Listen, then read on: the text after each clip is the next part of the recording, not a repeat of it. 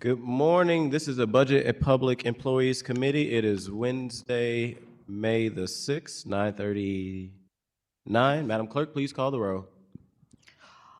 Alderwoman Sanye. Vice Chair Browning. Present.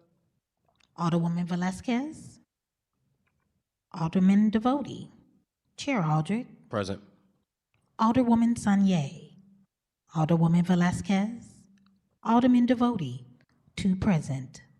Thank you. With that, we will jump down to item number 5, which will be committee discussion.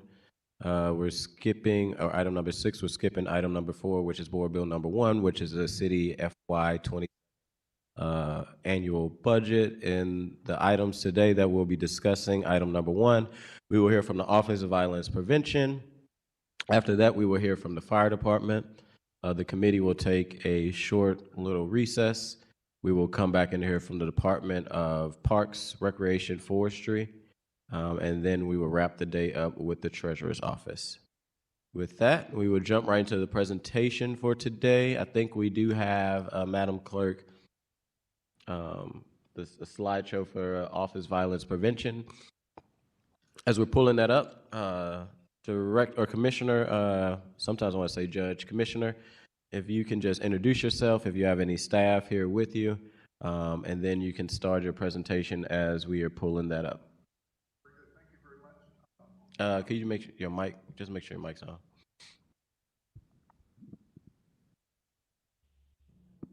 Testing. Very good. Good morning, members of the Board of Aldermen. Mr. Chairman, I'm happy here today to represent the Office of Violence Prevention. I have with me my grants manager, Ms. Cynthia Dixon, one of our program managers, Dr. Ajay, and of course, our director and his aide, Director Dace. And I am honored to be here today to talk about the Office of Violence Prevention. Good morning, ma'am. Do you want me to jump right into it? Very good. First slide, please.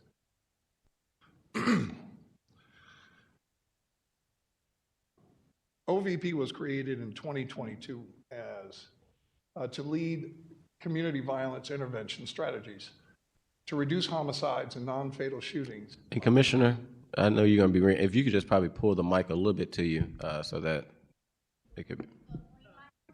The green light is on. Yeah, green light's on. Actually,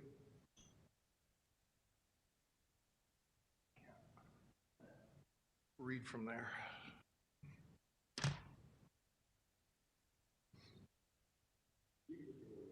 Very good. OVP was created in 2022 to lead community violence intervention strategies that reduce homicides and non-fatal shootings by building sustained relationships with individuals at the highest risk of being victims or as perpetrators of gun violence. We have 3 core strategies: street outreach, cognitive behavioral therapy, which we call rewiring how one thinks and processes moments of stress and of trauma, and focused deterrence. Focused deterrence is an approach where individuals who are at high risk of either being the victim of or committing violent crime are given opportunities for alternative choices. We have 11 target neighborhoods: Baden, College Hill, Columbus Square, Dutchtown, Fountain Park, Hamilton Heights, the O'Fallon Place neighborhood, Peabody and Darce Webby, Walnut Park East and West, and Wells Goodfellow. Our main strategic goal is to improve public safety. Next slide, please. By coordinating community-based, data-driven violence, prevention and intervention strategies that reduce violence, especially gun violence, and make St. Louis City neighborhoods safer. Our objectives: 1, to reduce shootings and homicides and other serious violence through targeted community violence intervention strategies. 2, to coordinate community organizations, public safety resources, and alternative responses and efforts to improve outcomes for residents most affected by violence. Third, and lastly, to focus resources on individuals and neighborhood at the highest risk using local health indicators and police violence data. What services are provided? Violence interruption and intervention and conflict de-escalation through credible messengers and relationship-based intervention. Crisis response, trauma-related services, supportive reentry, youth diversion and youth programming, along with youth jobs and employment. Employment assistance, again, restorative justice, harm reduction, domestic violence support, and technical assistance for community-led initiatives. The focus, next slide. Back up, I'm sorry. I'm going a little bit fast. The focus of the division is community violence intervention under a public health framework with particular focus on preventing and reducing gun violence. Community-centered approaches that build trust, support high-risk residents, and interrupt cycles of retaliation. Place-based investment in priority neighborhoods based on multi-year violence trends and community needs. Currently, we have 13 staff that I have the pleasure of leading. We have 2 current vacancies, a program coordinator, which we are looking to make an offer soon. We're in the process of finishing those interviews, and a client service coordinator. We currently are managing 87 different contracts with 67 different funded organizations. Core programs are supportive reentry, youth diversion. Next slide, please. In our years since our inception, our accomplishments are as follows. Across all of our analyzed neighborhoods, violent crime trends in 2025 show a clear and overall decline in violent crime compared to prior years. 11 out of our 18 different neighborhoods have experienced a 61% decrease in violent crime, including substantial reductions in the Fairground Park, Fountain Park, Forest Park, and High Point neighborhood. Overall data reflects that a majority of city neighborhoods experience reduction in violent crime alongside sustained and scaled OVP programmatic engagement. We have successfully implemented 2 of the 3 approaches within the Save Lives Now initiative through the East-West Gateway regional collaboration with street outreach and CBT training. And soon we will be implementing the 3rd of focused deterrence. Additionally, during that very turbulent time after the tornado, OVP was instrumental in assisting in that tornado recovery with our funded partners and other city departments. We have expanded, coordinated cross-sector work connecting community partners, city departments, and public safety resources. We have sustained community violence intervention and prevention services citywide with a focus on gun violence reduction in high-risk neighborhoods. Additionally, we have maintained an investment in youth program, reentry, crisis response, trauma support, and violence interruption services that address the root causes of violence. Our core budget and our request to this board and to the city is for a request of about $14,628,260. Our OVP fiscal year 26 actual budget is $8,837,000 $1,229, a difference between fiscal year 26 and fiscal year 27 proposed of about $101,000. We have a couple of challenges. One of those is when I got appointed to this position, our office had been situated strategically at Grand and 70 in the Urban League Plaza there. We relocated our office because we do so much reentry programs and wanted to be closer to the citizens we serve at the jail. We relocated our offices back downtown and in better proximity to City Hall and City Justice Center. With this move, OVP will need to purchase office supplies items that we did not keep stocked previously due to the lack of space and storage in our previous location. We literally were sharing office space and hallway space and interview space with the daycare and some of the other central core fundings at the Urban League.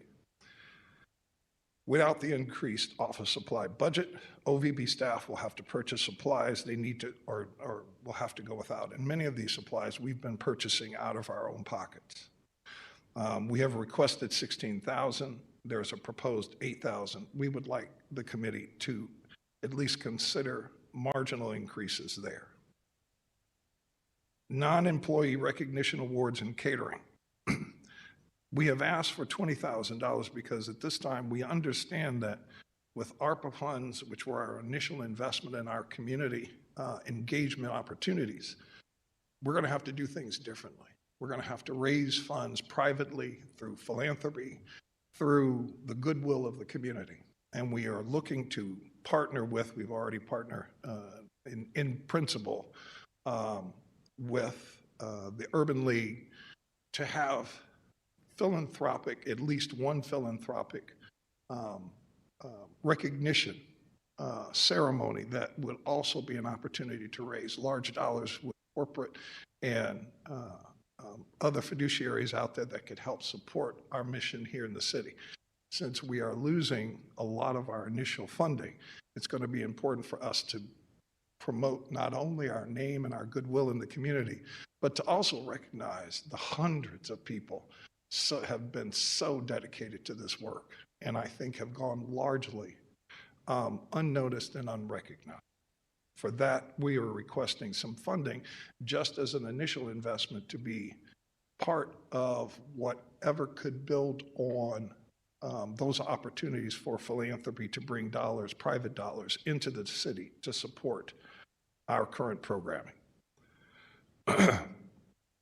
Now the big core request, professional services. We have a requested $12 million in professional services, proposed $6.5 million. Professional services is a line item that some of our major contracts are funded under. Mission St. Louis and Show Me Peace. Behavioral health response, who are those mental health professionals who go out in those critical contacts with police. And living in Victory Sober Living. With ARPA funds sunsetting, OVP is requesting an additional, more than just the three previously mentioned, of 14 contracts. These organizations and contracts were identified for ongoing support based upon their demonstrated quality of their programming, consistent outcome data showing measurable impact in priority neighborhoods, a sustained record of contractual, fiscal, and reporting compliance. These organizations are pivotal in the continued success of OVP's leadership, the Save Lives Now initiative, and will be just as imperative in the implementation of our third approach of focused deterrence. To that effect, the 14 individual organizations that we have identified as those high-performing, high-service providers are the Harambe Youth Training Program, The Village, Ignite Hope, Big Brothers and Big Sisters, St. Louis Artworks, Love the Lou, Diamond Diva, Freedom Community Center, Legal Services of Eastern Missouri, Power STL, otherwise known as BRIC, which is the bullet-related injury clinic, Safe Streets and Safe Neighborhoods, Gene Slay's Boys and Girls Club, and Guardian Angels Settlement Association. Next slide, please. Additionally, OVP's supportive reentry program provides an array of support to increase stabilization and decrease the likelihood of recidivism. We are requesting a slight increase over the last year's budget in this category to allow OVP the opportunity to increase funding to the 3 organizations in this category, so that they are able to provide more services to a larger number of individuals coming from incarcerated circumstance. St. Louis Integrated Health Network, Keyway Center for Diversion and Reentry, and Unlocked Labs, and I'm sure all of you are very familiar with those above. As ARPA funding concludes, OVP's 2027 budget request strategically transitions proven community interventions into general, protecting violence reduction gains while building a sustainable ecosystem. And that's what's so important, a sustainable ecosystem. This deliberate investment maintains essential services in priority neighborhoods, demonstrates city commitment that attracts additional resources, and supports the infrastructure, the staffing, data system, and partnerships that will sustain impact beyond any single funding cycle. Our basic priorities for this year is to sustain ARPA-driven violence reduction gains, transition 14 high-performing community-based contracts into general revenue to prevent service gaps, and that's the key. If you think about it, with these organizations, that's over 200 FTE, full-time employees, who are therapists and critical wound specialists and counselors and psychologists, and those service gaps will be ever present. But again, to prevent those service gaps in those neighborhoods with the highest degree of violence, building on a demonstrated impact of almost 5,929 different participants serviced and 52,000 different services delivered over that period. We would like to advance the Save Lives Now regional initiative, as this community is ever aware of the needs of regionalization and working with our neighbors, both to the east and to the west. It's a complete implementation of all of the 3 evidence-based approaches: street outreach, cognitive behavioral therapy, and focused deterrence, to achieve a 20% reduction in shootings and homicides over the 3-year period. We need to strengthen our ecosystem, invest beyond direct services into data systems, evaluation capacity, and technical assistance. And one of the biggest things that we're going to be doing is leadership development, trying to educate all of our providers on how to maintain and sustain the work that they have begun.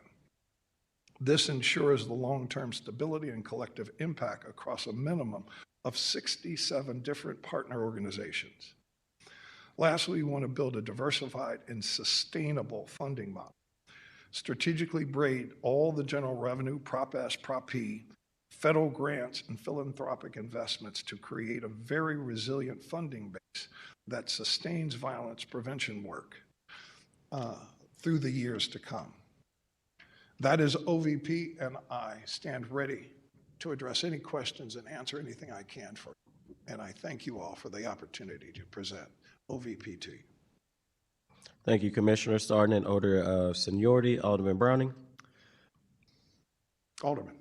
Thank you for being here today, and thank you for that really informative presentation that kind of addressed a lot of the questions I had, which was that, ARPA money is rolling back and rolling down, and you're looking at a transition period, and it looks like you have your eye on the ball in figuring out how to do that transition. But that doesn't take away from the fact that, the professional services line, as you mentioned, you have a $12 million request and only $6.5 million funded. So we're looking at service cuts. Yes. And I just want to note here, my colleague from the 5th is going to be mad at me for coming back to this, but this is a fraction of SLMPD's budget, just an absolute fraction of it. They had a $15 million line for fleet services that they're going to go buy from Don Brown Chevrolet, which is a clear conflict of interest. And, thankfully our city was wise enough to deny that because we have other places that we could be spending this money that is more effective than some brand new cars from a dealership.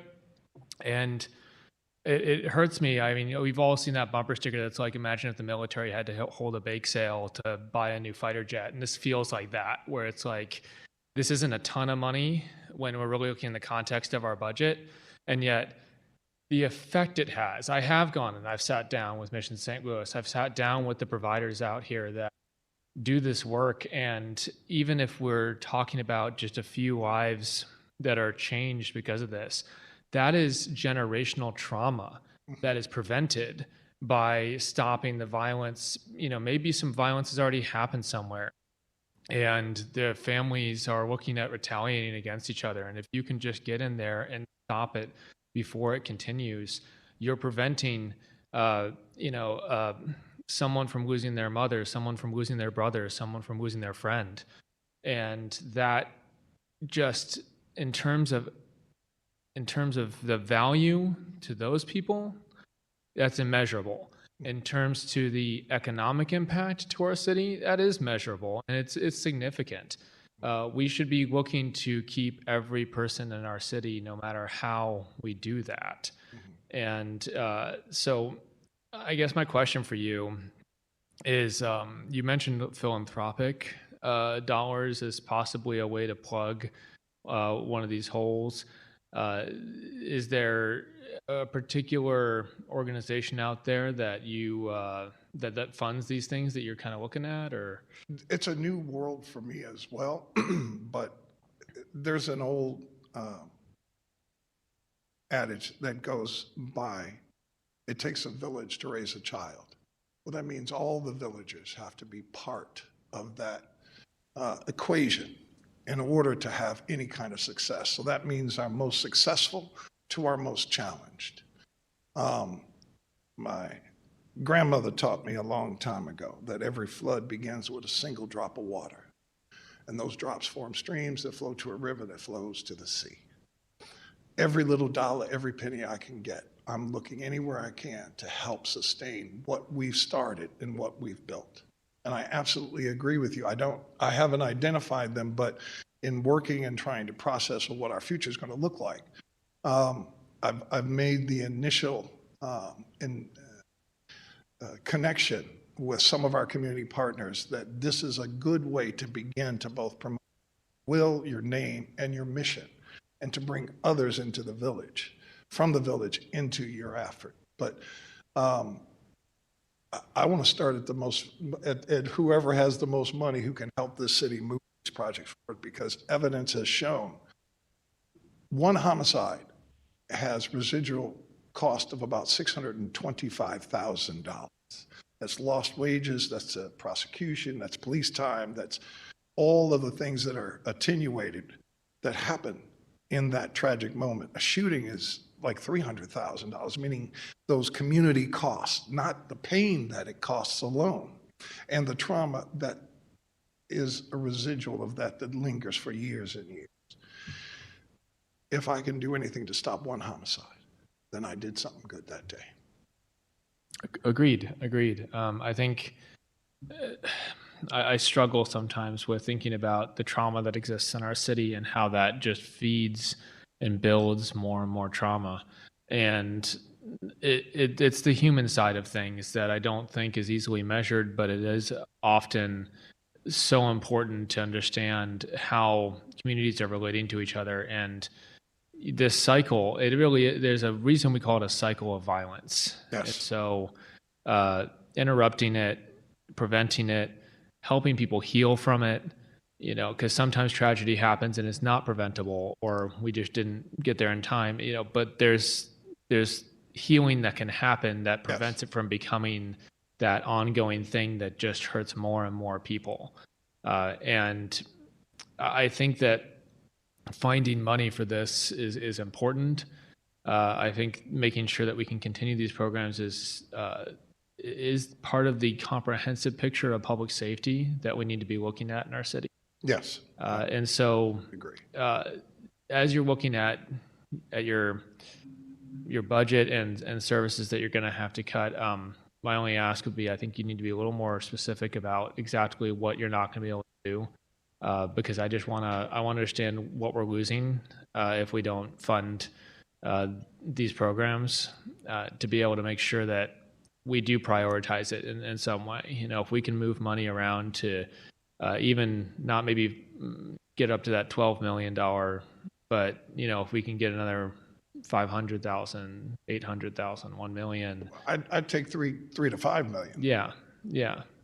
Whatever we can do. I mean, I think this is one of those things that when we look at how ARPA money was spent, I think this is one of the programs that came out of it that we should look at figuring out how to continue. So thank you so much for the work you've been doing. And I just say, keep it up. You're going to have to be creative, but I think we've got some good leadership in place, and I think that there's going to be more good that you can do. So just keep proving it and keep going out there and doing the good work. As you've said, if one life is saved, you can go home and rest easy at night knowing that you made a difference in the city. And I think you can point to much more than that. So I really appreciate you coming here today, and I don't have any more questions at this time. Thank you very much, Mr. Chairman. Alderwoman Sanye. Thank you, Chairman. Hello, Judge Chair. How are you? I'm good. Happy to be here this morning. Yes, ma'am. I always thank folks for their work, so thank you for the work that you've done. You've been here for a short time, but we've had a number of conversations. We have. I appreciate them all. Yeah, absolutely. I'm just going to kind of get straight to it. I think my question is probably actually very similar to what the Alderman from Ninth mentioned. If this 12, you got about half of what you requested. So Yes.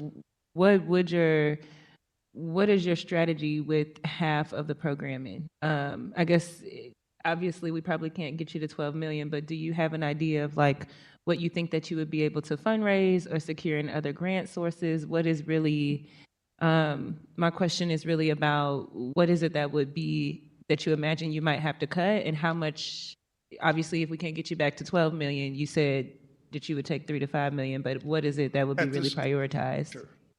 We would be blessed to have any increase in funding, because every little dollar, now you think about it, you can build a new apartment building or a new complex somewhere here in the city, and that's very necessary. Housing is absolutely essential. You take 10 million from them, that's one thing. You take $200 that we're not able to use, that's 10 kids that may not get fed that day. And so all those dollars are so essential. We are going to try to maximize both our production and our potential. That means the production that our providers put out, we're going to make sure that they are at their highest performing level.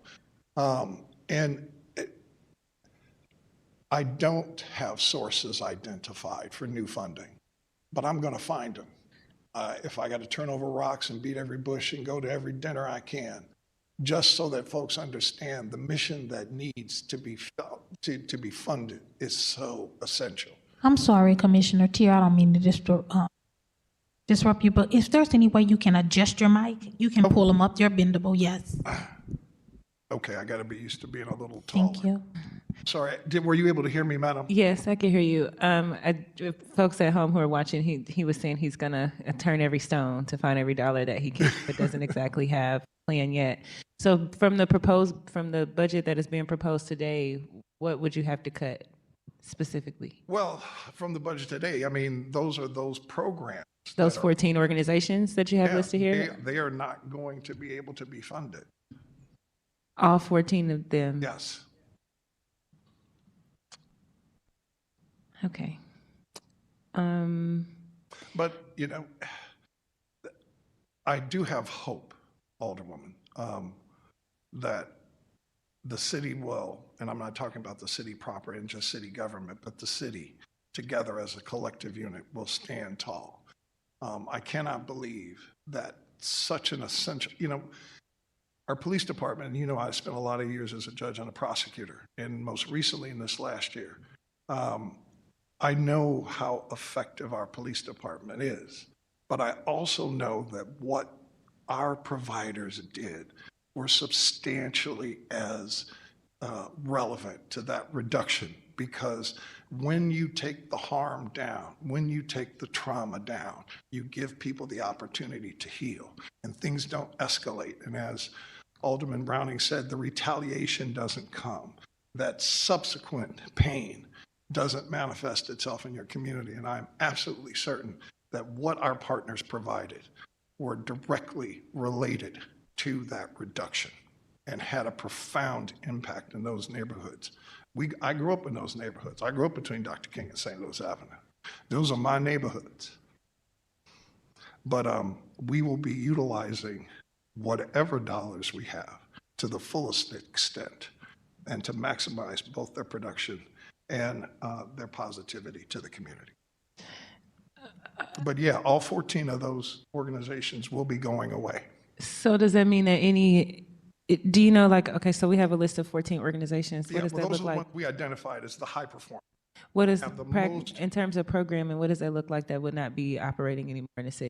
Well, Harambe Youth Training, let's take them. You know, Harambe does, teaches young children tuck pointing, an essential skill, a union trade level wage earning skill, but also giving them trauma-based therapy, soft skills in working. Annie Malone Children's Home, The Village, Ignite Hope, Big Brothers, all of those are programs that provide coordinated therapy, mentorship, job training, both hard skills and soft skills, all the way down the line. All of these entities. The only one that's not training is Legal Services of Eastern Missouri, and they provide that intervention court-related services that can be so hard to attain in domestic disputes, getting orders of protection, finding attorneys for divorce and custody. And so, but all of them, and then of course, Lisa LeGrone's organization, Safe Streets, which is similar to Show Me Peace. Those are the street interveners. Those are the people right on the street that day when something bad happens. All of that goes away. Is there a list, if you get the 6.5 million, is it the,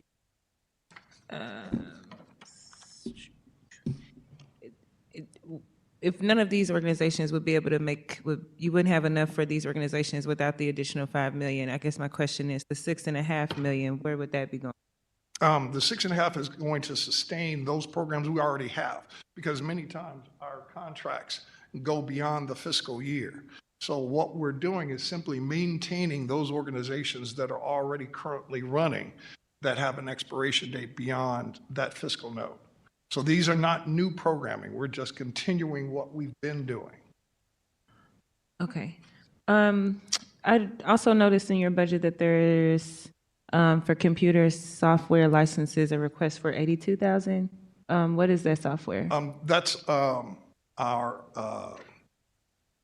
Salesforce. Salesforce, for all of our new partners, there is a fee, for a licensing fee for them to utilize that, to put in all of their billing, the documentation that supports it. So we have to pay for those licensing fees of each of those new individuals. So the budget that we have in front of us now would help you to sustain what has been going on, but it would Correct. not help you to. But it doesn't advance us forward. Right. But it does maintain, and that's, I mean, we'll do with what we have to. So there won't be like necessarily any programmatic cuts. You just won't be able to like necessarily put out any new RFPs or NOFAs for new projects. That's correct. That's correct. Okay. And this is my last question. It's just about, I definitely have seen a number of violence prevention conferences, trainings, convenings. I know we have many other cities that have these things going on, and those strategies have been implemented in other places successfully. Is that what the travel out of town Yes, ma'am. line item is for, so that folks can have a chance to go to those convenings? Yes, ma'am. In fact, we are looking at going to one of the largest ones in July, which is called the Gifford. And it's one of the nation's largest anti-violence and violence reduction programs in the country. Is the idea that this would be for just like office staff, or would this be available for others who do violence prevention work to get a chance to try It would as just be well? for our staff, because it's such a limited budget. You Yeah. know, 25,000 is not going to do a lot for us. But if we can partner with and go, one of the things I want to do, I want to go to Baltimore. I mean, Baltimore has a tremendous program in violence reduction, reduced their homicides by 50% within a 5-year period. I mean, those are the people I want to learn from. This is my last question, and you might Yes, have to ma'am. think about this before you answer it, so Yes, ma'am. I understand that.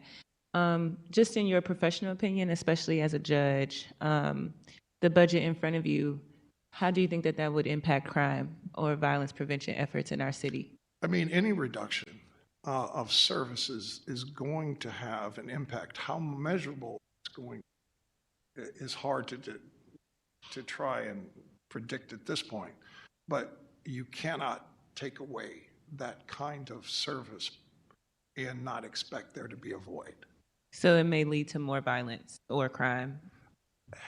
I'd like to think that we're on a good path forward, that we are coming together as a community, but I think reasonable folks would say any reduction in the investment in that area is going to have an impact, and a profound one. Okay, thank you. Thank you, Judge. Just a few questions. Colleagues have hit a lot of it. You know, Yes, sir. I would say it sounds like the main concern is, which is on all of our mind and have been in conversation with organizations that are impacted by your office, of how to make sure that the work is sustained. Where, so that I am understanding this, you are asking for more professional services to continue to do the work, correct? Yes. In FY26, you're already doing the work, the contracts of these organizations, Yes, correct? yes. In FY26, you received $8,735,000, and then this year you're receiving just a little bit more. So I know you're asking for more, but you're getting the same amount as last year, if not a little bit more, that was already doing the work for those organizations. Right. So help me understand where the gap is of. Well, with ARPA sunsetting, all of that seed money that got us started, that started this ball rolling, that's going to be where our gap is. That's why we're trying to capture those high performers that were seeded with that ARPA funding. We have a number of proposals and programs that are running through Prop S, Prop P, and general revenue. That's what is already going to be maintained. The money that we're asking for would have been to supplement the cessation of that ARPA funding, and to keep some of those groups that we have seeded, to keep their missions going forward. And going to some of the organizations, and we get to that slide show. Which ones do you need, sir? The 14? I got them. Yeah. And I know a lot of these organizations do amazing work. One of the things that when we do the prop, I think, was it Prop S funding, that at some point, I see Ms. Coletta back there smiling because it's always it's an interesting process. But there's organizations and all at this, in this time and age is struggling to, have funding. Some have a little bit more capital, like Big Brothers Big Sisters, Correct. and maybe even potentially Gene Slay Boys and Girls Club compared to others. I don't want to start picking and choosing. No. But what we try to do is be fair, not look at their portfolios, but look at their performance. Are you all looking to go after any grants at all? Oh, God, yes. One, like I said, Ms. Dixon, Cynthia. And if Ms. Dixon want to, if y'all want to tag team, if you want to come up and say some words. When you have a great grant writer, It's you Cynthia look to her Davis. for expertise. Just state your first and last name, Ms. Dixon. Cynthia Davis, Davis. not Dixon. Davis. He I have gave me a cousin new who's name. Dixon. We have been grant writing with a lot of the Bureau of Justice, Office of Justice Department grants. We're also looking at some philanthropic grants with Missouri Foundation for Health, Community Foundation, Kaiser Permanente. We're casting a wide net. So yeah, I'm doing a lot of grant writing right now to try to supplement some of these gaps that we will have with the missing funding there. And you guys get up on the, you gotta get on the mic, Judge, if you, We've already applied for, let's say, 4 or 5 of those major ones, of those major grants, but still laser focused on the same mission that some of our others who we're losing are doing. so if this budget go into effect on July 1 of 2026, I was gonna say 7, but when will, I guess, services start or stop for some of these additional organizations? Almost all of their contracts either end in May, June, or September. Okay, so the ones that end this month in June without knowing, I guess, the outcome, or not renewing them based on the current budget you're receiving? Yes, no, the ones that are ending May, the opera grants that are in June, If you could speak a little bit more to the mic. the grants that are ending in June and September, yeah, they will just go away. We don't have the funds to supplement that, the funds that they were receiving now. And the 6.5 million, how many organizations will that be able to help? The current, 1, 2, 3, yeah, about 7 or 8. And then, They're so currently- 7 to 8 currently, with the additional funds that would be able to help. Are these 7 to 8 on this list? The 7 to 8? They're on the previous slide, the BHR, Behavioral Health Response, Show Me Peace, and Live, and then IHN, Keyway, and Unlock Labs. Those are the organizations that are in the professional services line and the supportive reentry line. When you had conversations with Paul Payne and you requested the 12 and you didn't receive it, what was the pushback? I know this is not out of general revenue, it's from the local use tax. I don't know how much has to go to other, when you get in those special taxes, some are allocated to police and all that. What was the...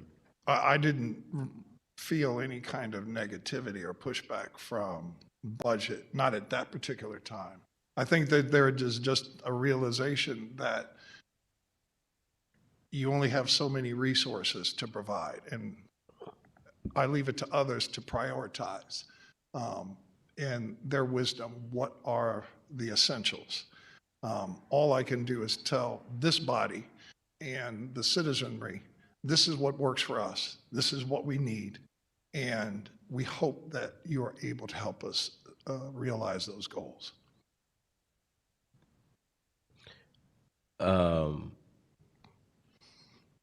Going back a little bit to that, and not saying that I think it was any negativity, I'm just trying to understand, was it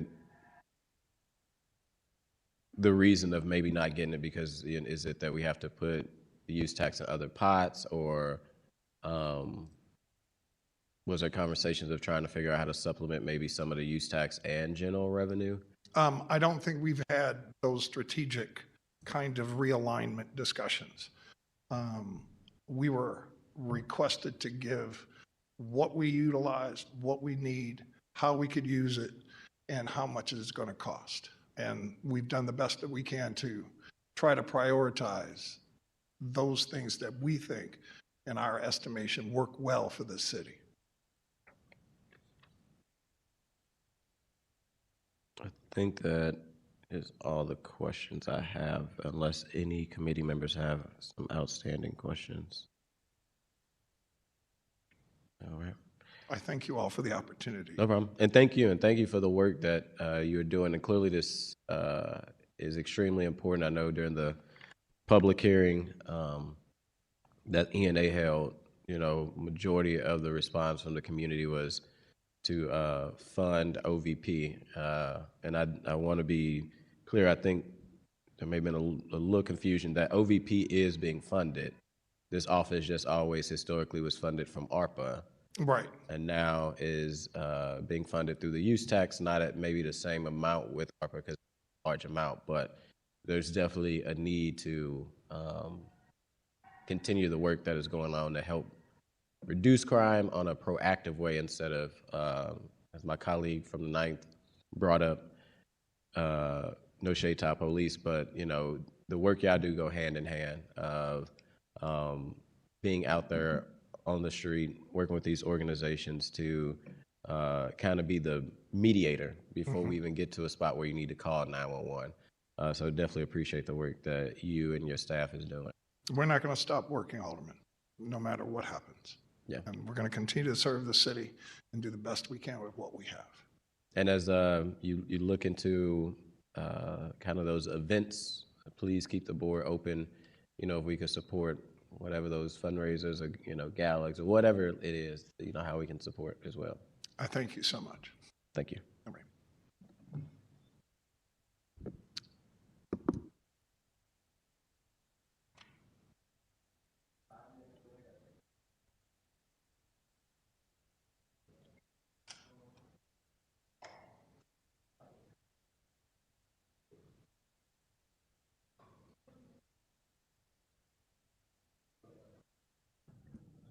You want to make a motion? I make a motion that we go into recess. And what, until 10:30? To 10:30. Yes. Second? All in favor, say aye. Aye. Opposed? Motion carries.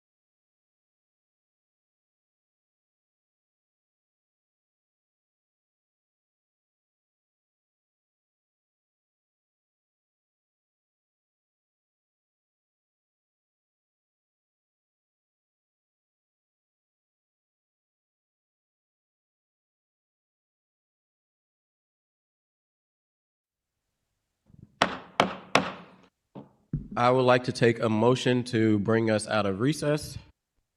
So moved. Second. All in favor, aye. Aye. Opposed? Motion carried. We are back from recess. And we are starting with the fire department. For folks at home that are tuning back in, we had an interesting moment before the fire department got here. The fire alarm went off. So what a way to introduce our fire chief with having a test of the fire drill, and it worked. Fire department responded in 10 seconds. 10 seconds, they were here. Well, I appreciate the, you playing my walk-up music. I really enjoyed that. That's, you know, it's good to walk into City Hall with all the sirens going and bells going off and everybody running out. That's kind of what we're used to, so I felt right at home. So I'll get into the budget right away. I appreciate your hard work and diligence in sitting on this committee, because it is a very, very important part of what we do here in the city. This is my 18th year presenting for the budget, so I'll get into the slides that we had to provide. Everybody knows what the fire department does. Everybody knows our mission. You know, we provide the best possible fire, rescue, and emergency medical services for the protection of life, property, commerce, and the environment of the city of St. Louis. And 2025, I think the people of the city, the people of the region, the people of the state, even the people of the country got a pretty good introduction as to how good the St. Louis Fire and EMS Division is, with the terrible disaster of the tornado striking on May 16th. So we responded, provided rescue services for basically 5 straight days, which was an impressive show of our commitment to the city and to protecting the lives and property of the people who live and work in the city. I passed out a book last Friday. I dropped it off at the Chambers, and I don't know, did everybody get a copy of that? And that kind of went over everything we did. It's also broken down by wards, so you can get a very specific look at what happens within your respective wards. So we put that out every year, and it has a lot of information, and if you have any questions, please feel free to call me on that. Overview and functions, if we go to the next slide, right, that's it. We do a lot of training, which is reflected in the budget request. The study, I mean, we are constantly looking for new technology to move the fire department forward and keep us ahead of the fire services in this country. We investigate and provide resources and committees, and we study anything new that's coming out to assist us in doing our job. It's a 24/7 obligation. We did take on a new requirement this year, as we did take over the tornado sirens and the upkeep and maintenance. We also inherited the EMA 1, which is our major command post, which used to be run by SEMA. That's brought under us now, and there are some reflections in the budget in regards to what's needed to keep that asset at top running capability. The accomplishments over the last year with ARPA funding, I know there's always concern with the ARPA funding and is it being spent. I can assure you that the fire department has spent every dime that we were given of the ARPA funding. We received 10 new medic units overall within the last year, a couple new fire trucks, 77-foot Quint. We've got 2 new pumpers that will arrive in June. We have a hook and ladder that should be here by October. The other increase within different departments, one what I will be talking to is the EMS billing revenue that's coming in. That's gone up, and that is something that we can still increase, and we're looking at doing that, which will be reflected in my comments here regarding the request for the budget year. We're in the process of adding a new public safety answering point to the city of St. Louis. It's being built behind headquarters. We probably got 18 months, maybe 2 years until we're up and running. It's under roof. The walls are up. The parking lot's mostly in. It's an impressive structure if you haven't seen it, located directly behind headquarters. There is going to be some discussion as far as governance of that facility, which are ongoing right now. It's going to vastly improve the city of St. Louis's ability to provide emergency dispatching, emergency communications, and coordination for everyday activities, and this includes, you know, all departments that carry radios. It's really going to improve the ability of the city to move forward with that area. Updated sirens. We took that project on. Right now, we have 52 of the 60 sirens are working. We have 2 portable sirens that are in place filling gaps. As we add and renovate and upgrade these sirens, we looked at the study that was provided as far as coverage. So we added additional drivers to every tornado siren, which gave us a much louder broadcast. We still have 8 to go, and those remaining 8 are being relocated to provide coverage in areas that were lacking full coverage with the last tornado sirens. There are some issues with coordinating with Ameren and Spire for line movement and gas line movement. So if everything goes right, the weather holds, we should be done by May 31st. With that, gives us a full 1-year warranty moving forward with maintenance and upkeep throughout the year. And then the following year, we will have to go into a maintenance agreement to keep the sirens up and running. We have gone to a fully automated system, which is controlled by a computer. Which connects and talks to the National Weather Service. Right now, the main controller is in Fire Department headquarters. The secondary controller will be located in EMS headquarters, which is also manned 24/7. And that move should be made fairly soon. Let's get into the budget now. That's kind of the base, the foundation of what we were talking about. We asked for, in our initial request, $81,815,000. The proposed budget from the Budget Department came back at $77,994,140, about a $3 million difference. Of that difference, almost all of it was tied to personnel services, salaries, fringe benefits, pension benefits. Like I said, I've been doing this for 18 years. For the past 15 years, I've basically asked for the same additions to my budget. It really didn't change whatsoever. Some of the other line items up on this sheet is the GEMT funding. What that is, that's ground emergency medical transportation. That's like a reimbursement from the federal government for us supplying resources for Medicare and Medicaid that gets returned to the fire department. It covers our training needs, our equipment needs, our housing needs, the facilities we use to store equipment, and it's all based on a per call percentage. And, that number there, as you can see, there's a big difference in the request and the proposed. I just sent 2 of my accountants to a seminar because something just didn't add up, and we were looking at the numbers and how they were figured, and the federal government allowed us to go back in and refigure our square footage and how we bill and how we received revenue. So this coming year, it looks like we're going to be able to add an additional $7 million to our revenue that we hadn't anticipated. So that's a good number to hold on to, an additional $7 million into the GEMT account, which is huge. So that wasn't reflected in this budget. The first, we have to have what's called, we give them a governmental payment, if you will, an upfront payment. And then come June 8th, we'll get a check back for the first $3.7 million. And then we'll have another one come in the second part of the year. So that's a big increase. The public safety sales tax 1 and 2 pretty much stayed the same. There's really not much that I need to tell you on that. When I talked about the positions and what I was asking for and what I've asked for the past several years, most of them are on the EMS side. I run 12 ambulances a day. I'm getting back to 12 ambulances. We were short manpower on the EMS side because of COVID, and it's taken me a couple of years to get back to it.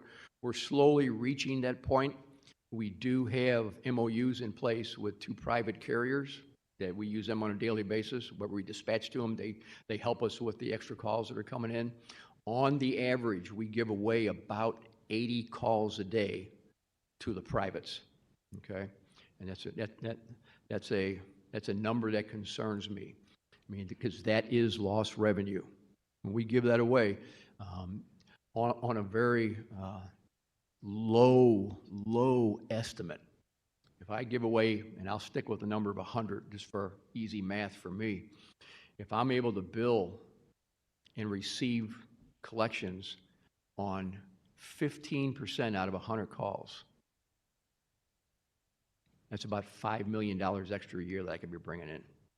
And the reason that's an important number is because every year I ask for additional medic units, medics, paramedic crew chiefs, and EMTs to run those units. And that is, I just think we can increase our revenue with that.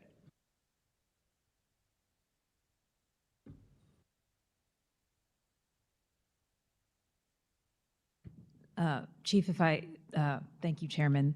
Can I just ask a clarifying question?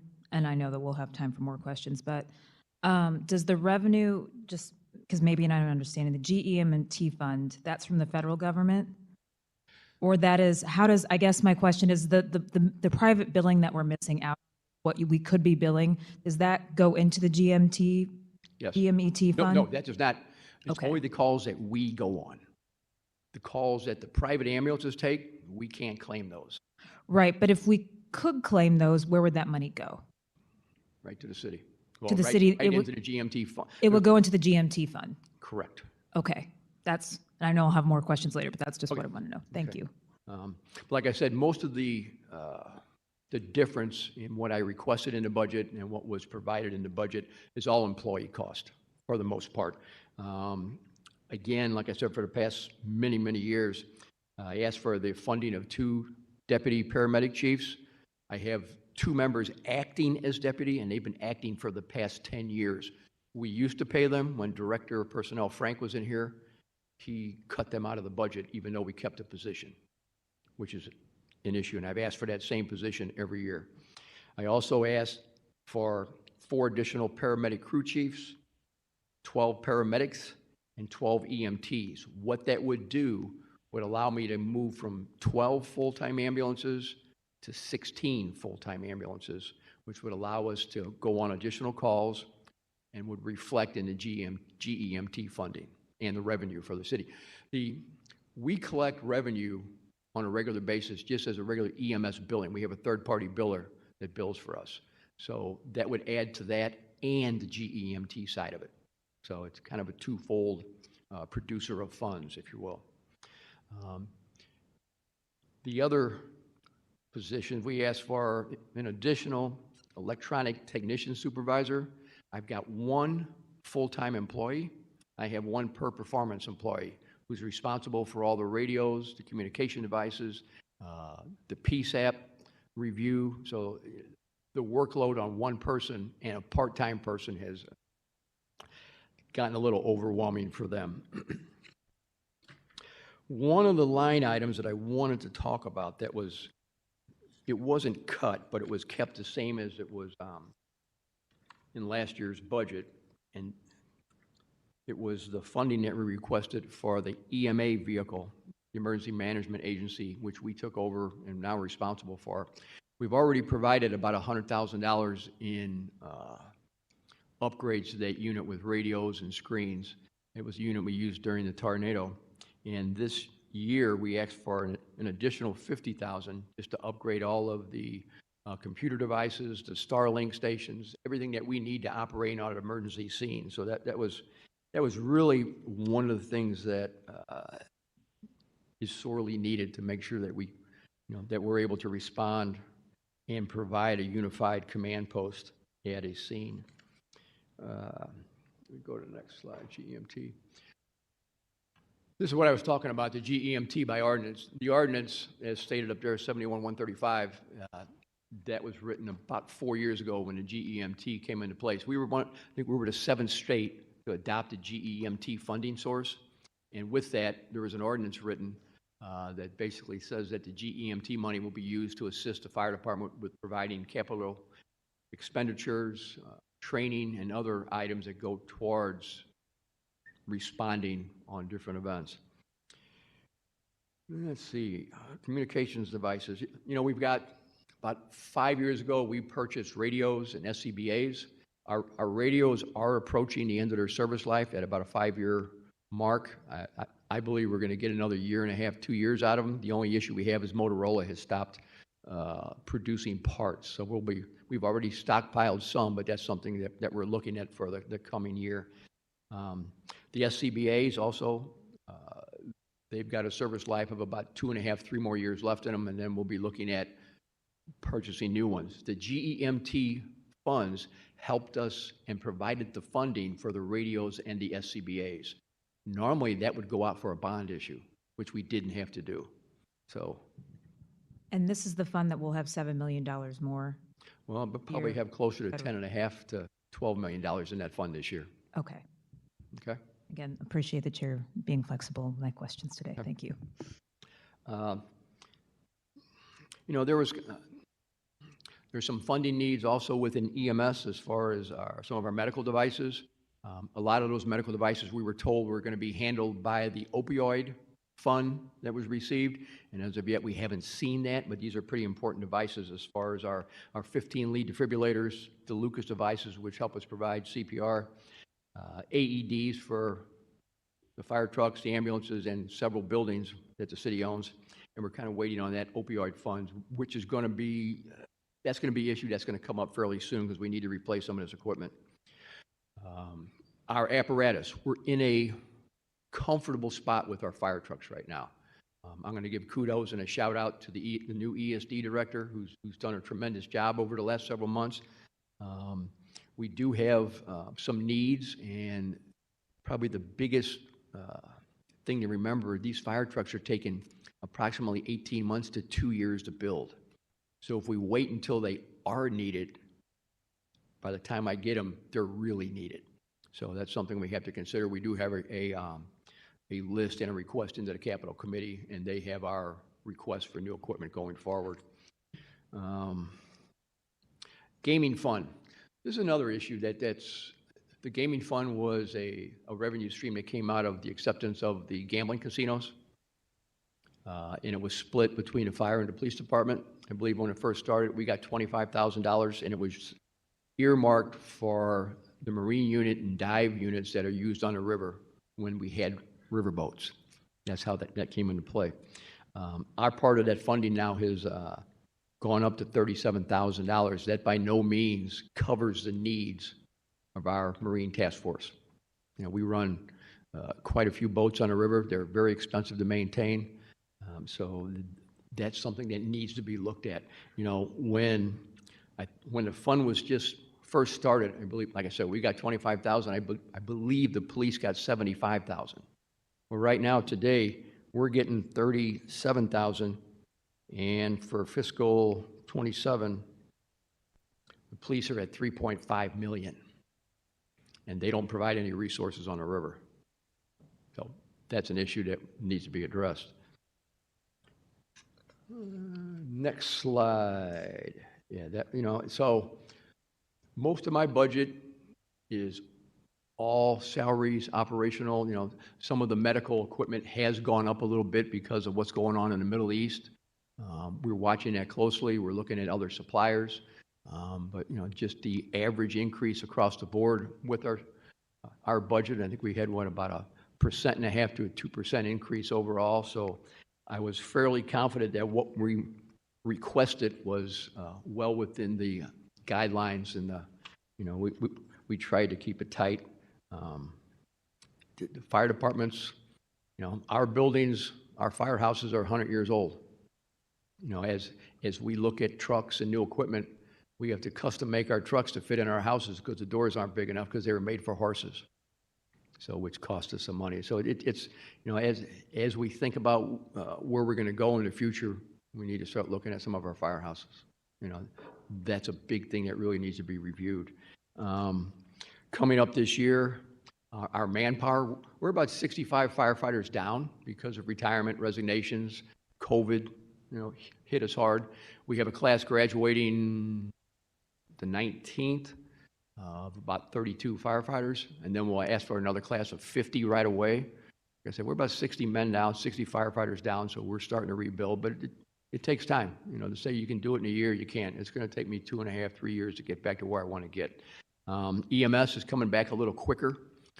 Our EMS staff went way down during COVID because everybody was going to the emergency rooms to work, the urgent access cares to work, who were offering big money. They've shut that down, so we're starting to see the medics and the EMTs come back. We're almost at full staffing with EMS. We're in preparations right now with the Director of Personnel to develop a new probationary firefighter test, which hopefully we'll be able to keep in-house and save some money on that. We're also preparing to discuss having a new promotional test for our captains, battalion chiefs on the fire department. So that's in process as well. I think that was the last slide I had. We can go into specific questions on the budget now. See what I can do here. All right. Thank you, Chief. Starting in order of seniority with Vice Chair Browning. Thank you, Chief, for being here. And I just want to say a special thank you. On January 24th, there was a fire in the 9th Ward at the Chesterfield Apartments on Union and Waterman, and it was a bad fire. Took several hours to put out. It was in sub-zero temperatures. My understanding is the hoses kept freezing, and there was a lot of issues. But the fire department not only responded but stood out there and in the cold and just worked in the snow until that fire was put out, and we were able to save neighboring buildings and prevent it from spreading further. And so I just really appreciate the work that was done. It's always tough when a tragedy hits a community, but thanks to the good work, we didn't have any casualties. Nope. And it was just it was a bad situation that could have been much worse. But I just really appreciate the efforts, because I can't imagine having been out there that day. I know how cold it was, and I think that was just excellent work. I also just really appreciate you being in front of us today. It's important to be able to ask questions and really discuss the needs of your department with us, so that we can make sure that you're getting what you need. So I just have a few questions for you. One of which is, I see this line for FICA commissioned, in which there's last year was budgeted about $712,000, 0% of which has been spent so far. And I was wondering how that relates to commissioned firefighters that are paying into a public pension. Right. That is a number that's provided by the budget office that's inserted into our budget. The FICA would be paid by, I believe, just our civilian staff, not by the firefighters. And when I say civilian staff, that also includes EMS. So they're grouped into that. So that number is something that's given to us and is downloaded into the system. Okay, that's a helpful clarification. And then I think you addressed this, page 253 of this budget, internal services gas. Now I know internal services is a line that it's services that other city departments provide for you. And this year the budget went up a little bit. You actually requested $781,000, proposed those $998,000, and I think that's mostly because we're currently at war with Iran. Is that the gas is just more expensive? I think that's a very conservative number. The 900,000 with the cost of fuel, and we use a lot of fuel. The last time we had a big bump in fuel cost, I want to say was 2010, we went up substantially, and back then our fuel allowance was closer to $1 million. And based on the fuel cost today, diesel and gas, and we use a lot of diesel. Yeah. And if you've seen just the cost at the pumps now, diesel's going at $10 a gallon. It's almost doubled. So I think that's going to be a very tough number to keep on target, if you will. What's the size of the tank on one of the large trucks? On most of our trucks, Yeah. minimum 50 gallons. So So at $10 a gallon, yeah. we spend a lot of money. And we have our own fuel truck. We do buy it at a reduced cost because we buy directly from the suppliers. But still, it's going to be substantial. That the cost of fuel right now is going to hurt all departments across the city, from water department, streets department, anybody who's, especially with diesel, which most of our trucks are. That's going to be a number to keep our eye on. And then on, let's see, page 254, I see that there was not a request for fleet capital asset, but there was $2.6 million awarded. Do you know what that is for? I'm not sure where you're at. In this large book I have, page 254, it's item 552-500. 552-500? Asset. looking at $2,625,000 that was proposed out of the city's budget, although I don't think the department requested it. So I was just curious, that seems like a number for, well, when we're talking about fleet capital asset, we're talking about what, vehicles? Is that capital? Yeah. Yeah. And what was the amount? $2,625,000. Yeah, I don't know. What I'm thinking is that was the initial request for capital for ambulances, because you look at our average fire truck, our average truck with no ladders on it, we're looking at about a 1.1 to 1.2 million cost. You get into a hook and ladder, you're looking at about 2.8, which we probably need to get 2 of those ordered. When you get into one of our rescue squads, you're looking at about 3.6 to 3.8. So, you know, the 2.5 would You think that's buy us a possible? couple ambulances at 500,000 apiece. The ambulance we get 5 years out of. You know, we're pretty good on ambulances right now. Like I said, we'll have 12 new ambulances within the next couple months, completed, all bought within the last year, so we'll be good on that. The fire trucks, you know, it was, in my opinion, to keep rotating the stock so we didn't have to go to the city for a big bond issue and replace our entire fleet at one time. If we stay on track and buy 4 to 5 trucks a year, we'll eliminate that process and having our entire fleet be bad at one time and then having a brand new fleet. Didn't make sense to me, and that's what I've been trying to do over the past 18 years. Yeah, that makes sense to me. We need to do it in all sectors. You're supposed to just renew over time instead of just let everything go bad and then replace it all at once. You have to also when COVID hit, every big city got ARPA funding, so everybody had money to spend on trucks, which we did. We replaced a lot of our fleet, but at that time we saw an increase of the apparatus cost of almost 28%. You know, supply, demand, and everybody had money, so the manufacturers never waste a good disaster. Winston Churchill, they raised the prices tremendously, so that was a big increase in cost. And you have to remember that on a frontline fire truck, we use that truck as a frontline for 10 years, and then we get 10 years out of it as a reserve truck. So we get 20 years service life out of a fire truck. After 20 years, the only thing left is scrap metal and some parts, but we do get 20 years out of it. The firefighters in the city take very good care of the equipment that's provided to us by the citizens. Oh, I'm glad to hear that. I know that some of that ARPA money went towards that, but I also know that costs just soared on everything during just supply chain issues, but then also, as you're right, demand. And so I think we faced that with the refuse division too, where they got some new trucks, but we had to wait for like a year and a half just to get them because everyone was ordering new trucks, and You're correct. we have very special trucks that we have to order. So I'm definitely very concerned about EMTs. I think, you know, we talk about I think this is true of firefighters too, but like the worst day of our lives is like your everyday. And so when you need an EMT, it's because you're going through an emergency and you need someone to respond. And yet I've heard that they've been pretty strained on numbers for years now. How are we doing? I think you were saying that with staffing's getting a little better since the pandemic. Well, a couple answers to that question. All firefighters since 2002 have to have an EMT license. We provide the training. We also provide the ongoing training for certification, which takes place every 5 years. They have to recertify. So all firefighters since 2022 are EMTs now. They have to maintain that license. On the EMS side, when COVID hit, a lot of the schools shut down. We didn't have EMTs or paramedics in the classrooms. About 18 months ago, a year, we started seeing the graduation rate come up. We had more students. We had EMTs. We had paramedics coming out of school.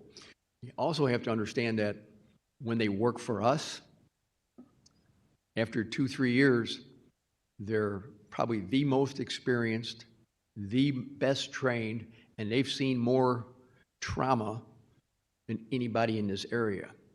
So once they get that 2 or 3 years under their belt, they're the gold standard in other communities. So I have a very difficult time retaining them.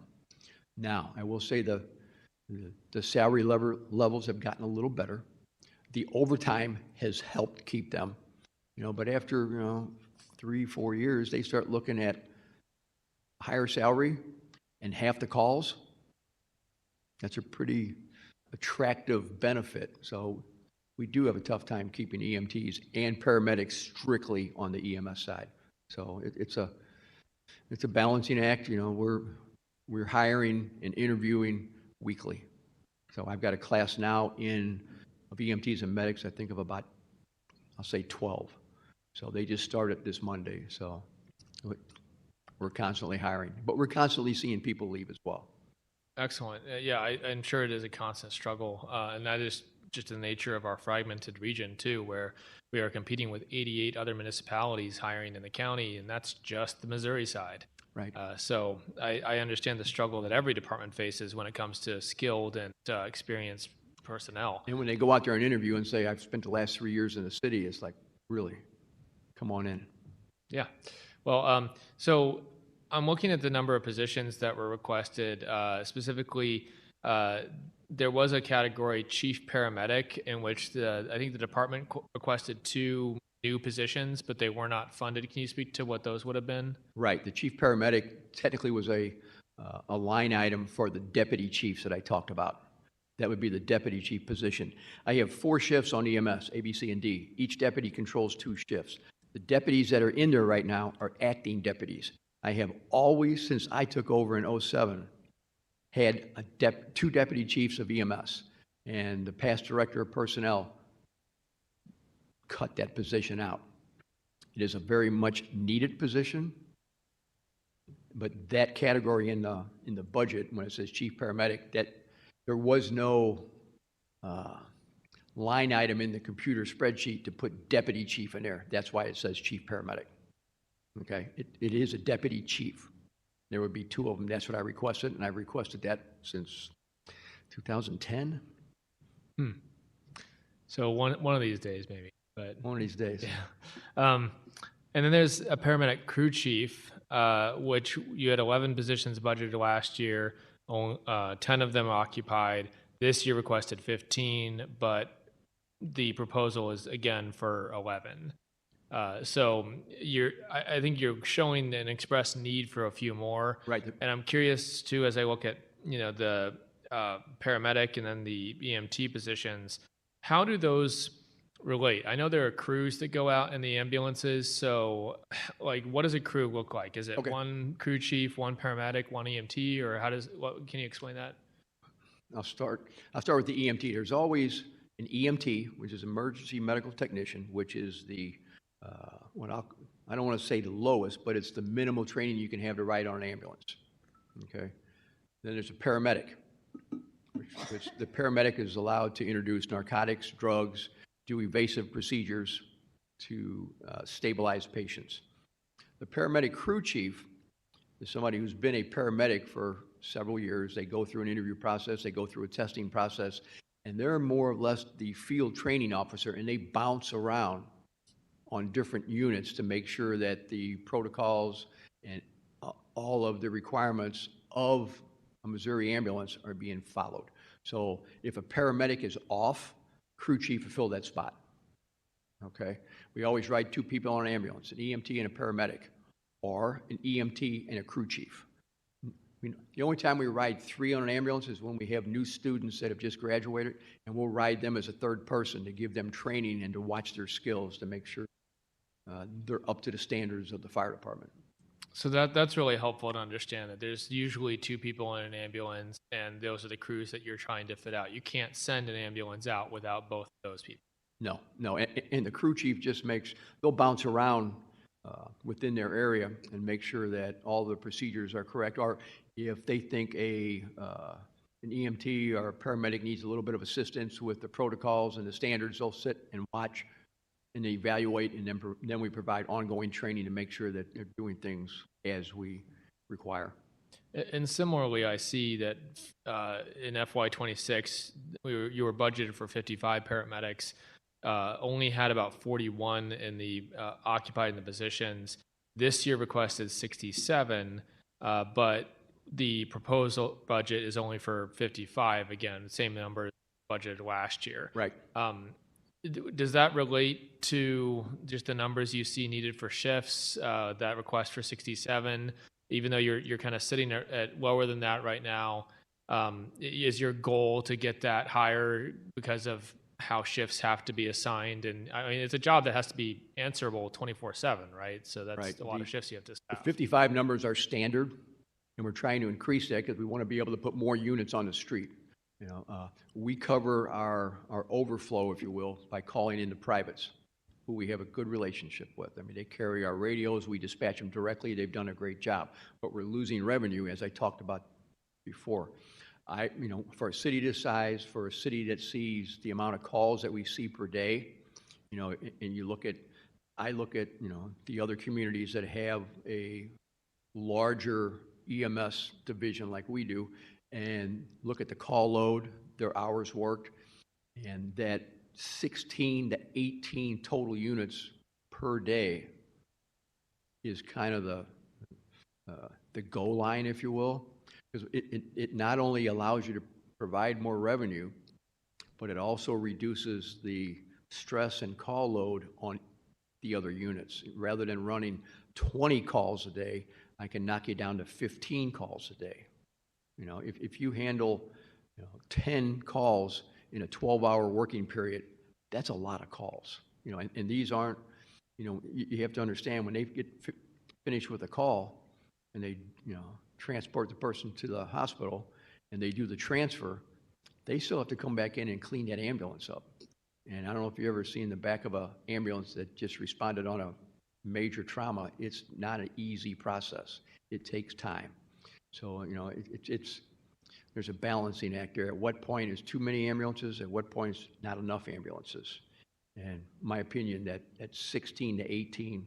Now, do I think I can hire enough people within a fiscal year to get to 16?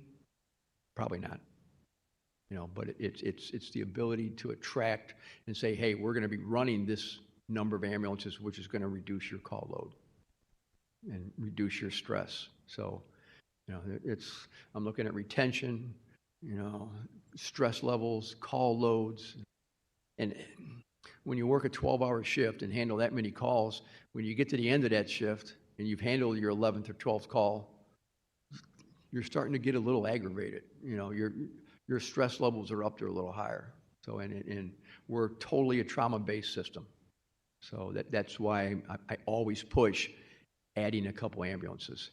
Like I said, I don't think I can get to that point in a fiscal year because of the limited amount of paramedics and EMTs that are available, but I think it's worth the effort. Yeah, I would agree. And I really, that's why I have such respect for the people who respond to those types of emergency calls, because like I said, it's your worst day, it's there every day. And it's one of those things where when you call, you really need it. And the calls can range from, you know, something that's relatively clean and treated on site and no need to run to the hospital, to full on traumatic, you know, just the things that burn people out. And so, I think having those numbers so that you can lessen the load on each person is important. Last question I have for you is, the position of probationary fire private seems to be underfunded in this budget. In FY26, you had 72 occupied positions. You requested 72 again in FY27, but the budget only proposes 44. Now, my assumption is that eventually these become fire privates, but there doesn't seem to be room in that category. Do all the probationary fire privates make it on to being a fire private, or is there some drop off? Great question. I mentioned that we have a class in now that will graduate in a couple weeks. We started with a class of 50 members. We're down to 32. So no, they do not. You know, it's about almost a 40-week academy. You know, they have to get an EMT license, then we put them through the firefighter 1 and 2 skills, the live burns, the extrication training, and, you know, the hazardous material testing. There's a lot to it, you know, and the applicants we see, you know, their first touch, if you will, is why do you want to be a firefighter? Well, I like watching Chicago Fire. It's not the same. We're kind of this is it's a tough, dirty job. And as they get into to the training, a lot of them just say, no, this isn't for me. So a graduation rate, 60, 70% is a good rate. The other issue we're having with hiring new firefighters is the fact that the legalization of marijuana. When they come in to test for us, they have to pass a drug test, and we're seeing a fairly substantial failure rate. And it's legal. So I've had discussions with the director of personnel. It's like, that might be a test we need to think about changing, and the initial oncoming test shouldn't test for THC. But then once we get them, because they're around narcotics and drugs and working in ambulance and driving heavy equipment, can't be in your system anymore.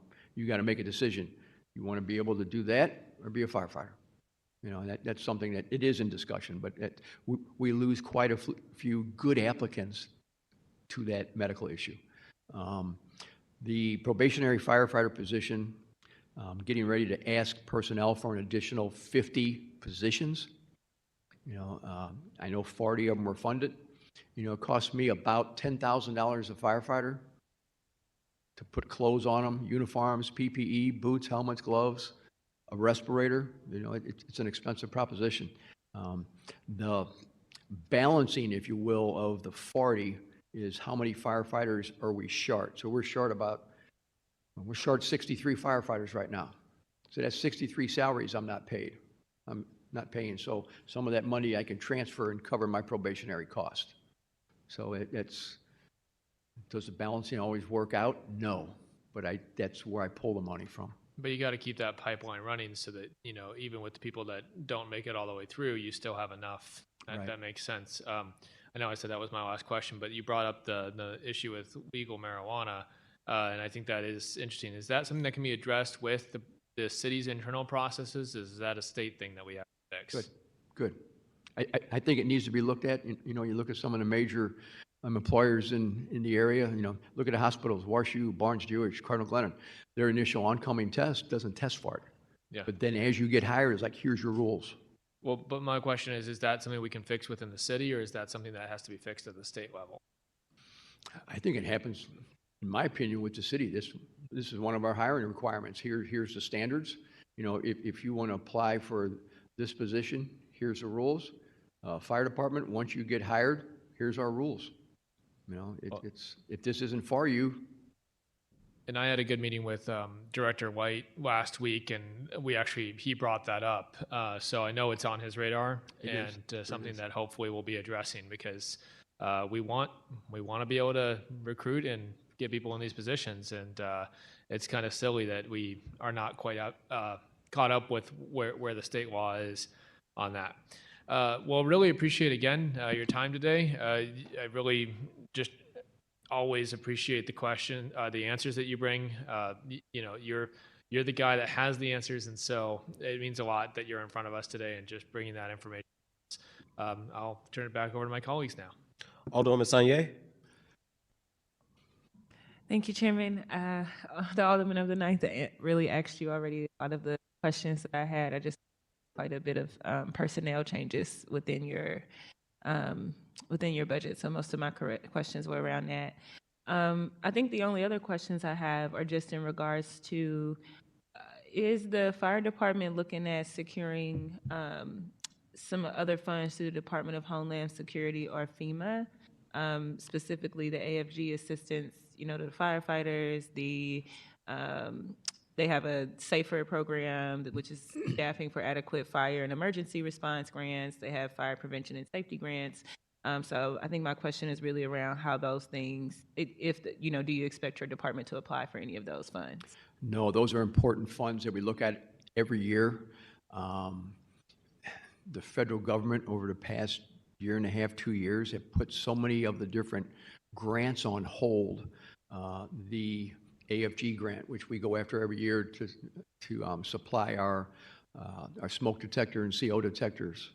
We go after that almost every year, as long as the grant's rolling off. one comes on. The SAFER grant, same way, part of the Homeland Security effort, it's on hold. We're ready to apply if we have to apply for 30 extra positions, 40 extra positions. The problem with some of the SAFER grant, I'll speak to that, is, okay, you have so much time to be able to hire these people and get them through the positions, which becomes an issue, because if you don't put enough through, then you have to pay the grant back.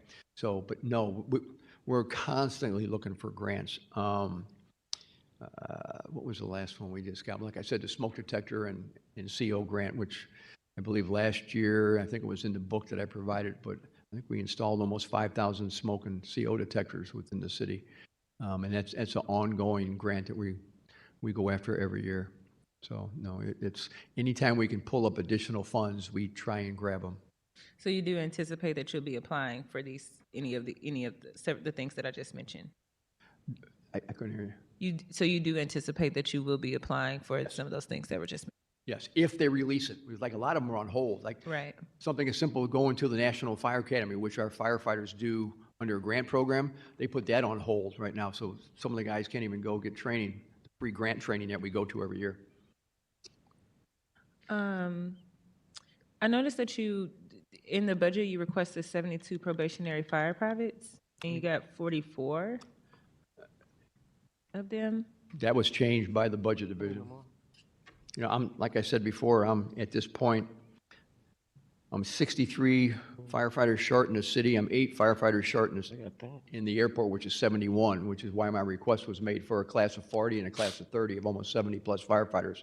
You know, I try and forecast how many I'm going to need based on retirements, resignations, and, you know, it's trying to get 70 firefighters through a class in 1 year is a difficult task, but those are my numbers. How many did you have last year?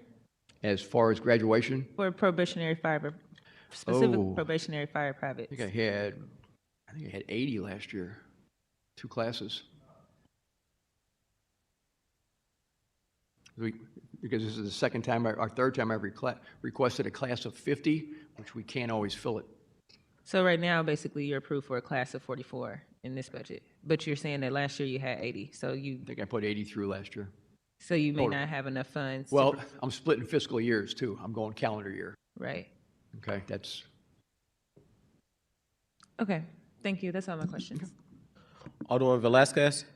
Thank you, and thank you, Chief Jenkerson, for being here and answering all of our questions. I know that firefighters have one of the most difficult jobs, and as one of your firefighters described to me, you're almost the Swiss Army knife of first responders, because you get everything from literally the cat up the tree to, I'm sure, some horrific accidents. So just thank you to you and all the folks who work for the fire department. I want to pick up a little bit on what Alderman Browning was talking about the EMT and the EMS area. And you said, so you have 12 operational ambulances, or you just have 12 new ones? we're staffed for 12 ambulances per day, 24/7. We have 10 new ambulances that will be in, well, I think 8 of them are in service. Or 9 of them are in service. We got one more, 7, 8, I think there's 9 in service, one more coming that hasn't been delivered yet. So we'll have 10 brand new ambulances. The rest of our fleet is in pretty good shape. Takes about 18 months to build an ambulance. We are speccing new ambulances as of this day. We've been working on those for a couple months. So hopefully with the next capital budget, we'll order 2 additional ambulances. So right now we're operating at 12 per day. And then ideally you said, because this kind of relates back into that revenue question, that to be answering, so let me back up. Do you know about how many of the calls that we get are serviced by private ambulances? And I'm glad that you have a great relationship, but just trying to understand. I get a report every day of total calls in the city and how many the city units answered and how many the county units answered. Because our staff is increasing, and most days now we're running 11 to 12 of our own ambulances. That number has gone from an average of about 100 calls that we gave to the privates down to about 60 to 65 on a daily basis. So it has come down. Out of how many calls-ish? 250 a day. So maybe a quarter of the calls? Yeah, and as if our staff is lower, if I'm running 8 to 9 ambulances, accordingly, that number that we give to the privates goes up. So if we were to have, say, 16 is running a day, do you think we'd be closer to that 100%? 100% being the Answering all, I guess my question is, all our calls ourselves. uh-huh. You know, I'm going to say initially no, but I believe we can get that number down to about 25 or 30 calls per day. You know, because some of the calls will transfer over to the privates that are made at shift change, and it's, you know, they're minor calls, and we'll have them run it. But I think having the MOU with the privates to help us, should we get a strong influx of calls, is worth having. It just protects our citizens. You know, the fire department is not a very good model of efficiency.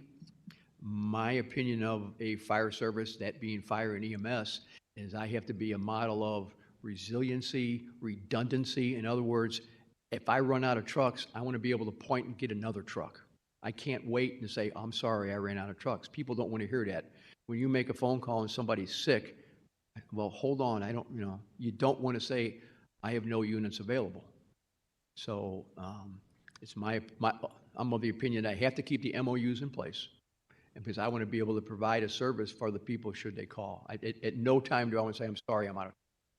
Well, and no, and that's great. That's good for me to understand. I guess what I'm asking is, and I know it's not a model of efficiency, that we're just trying to be a model of service, but if you were to have more ambulances, you'd be able to get reimbursed for more. Correct.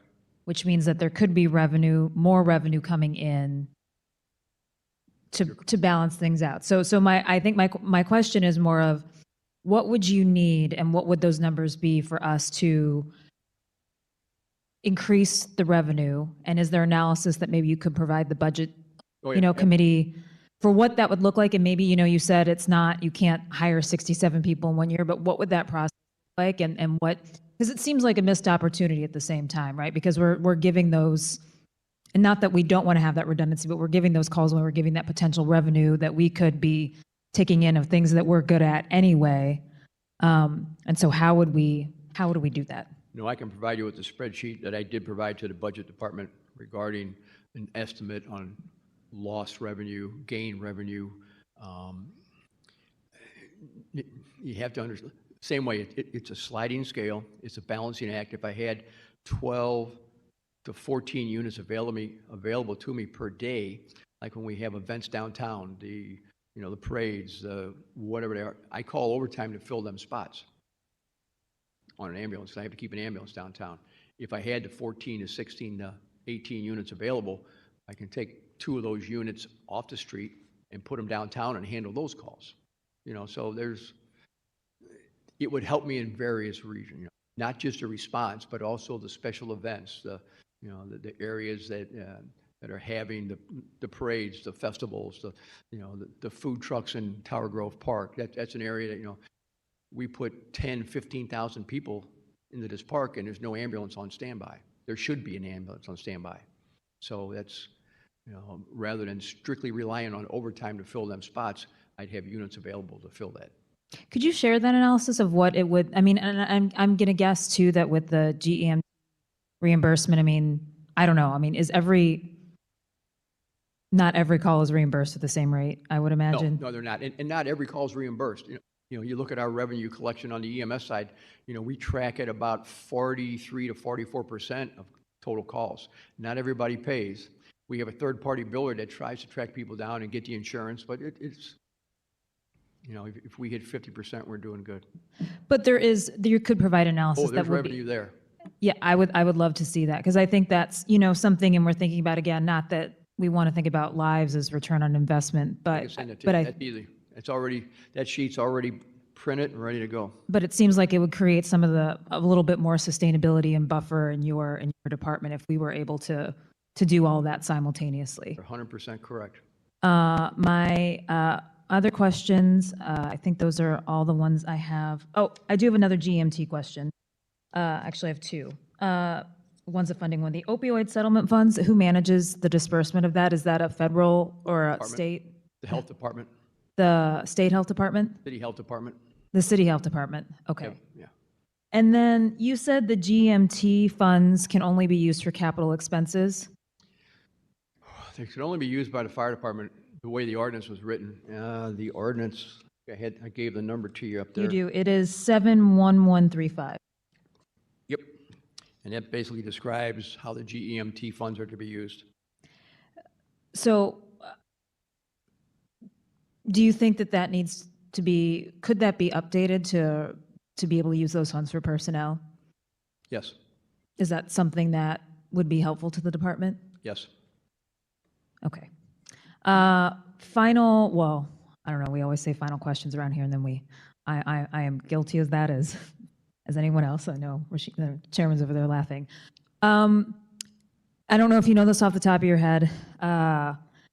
I think a lot of us here care about the amount of vacant buildings and the number of vacant buildings. We've worked to, try and increase legislation. We have increased legislation around fines and fees. But do you know how many roughly responses or percentage of responses your department had involving vacant or abandoned buildings? I don't have that off the top of my head. I can pull a pretty close number. I think that number would surprise you based on climate and time of year, based on cold weather. We see our calls of vacant buildings go up because people are using them for shelters. We know that. We do know that our vacant building responses for fires are pretty much associated with the unhoused going in and using them, but I can supply that number. I think that would be helpful. I mean, I know that I have one in my ward, the Chemtech building. I think that was called the Chemtech building, the one outside of Home Depot on Kings Highway that they finally, It's gone. it's gone. We were, gone. I was very excited to see it demolished. I know some people are not excited about fast food, but one less vacant building that people are, No, we had 4 or 5 fires in that building. just last year. Yeah, Oh, I know. and several board up. So this might be in your analysis too, of the cost to the department and both personnel hours, equipment, what's the total time cost and people cost of responding to vacant buildings? And my add-on, is there anything that, we as a city could do to help support that number going down? Take them down. That's the bottom line. Get rid of some of these vacant buildings. We were talking about this fuel cost, just the basic cost of fuel to have 3 or 4 fire department apparatus on that scene for 4 or 5 hours pumping. Because a lot of the vacant buildings, we had a vacant building policy that we put in place where we inspected about 8,000 vacant buildings. And we rated the buildings on a scale of 3. In other words, you can enter to put the fire out, limited entry, or no entry at all.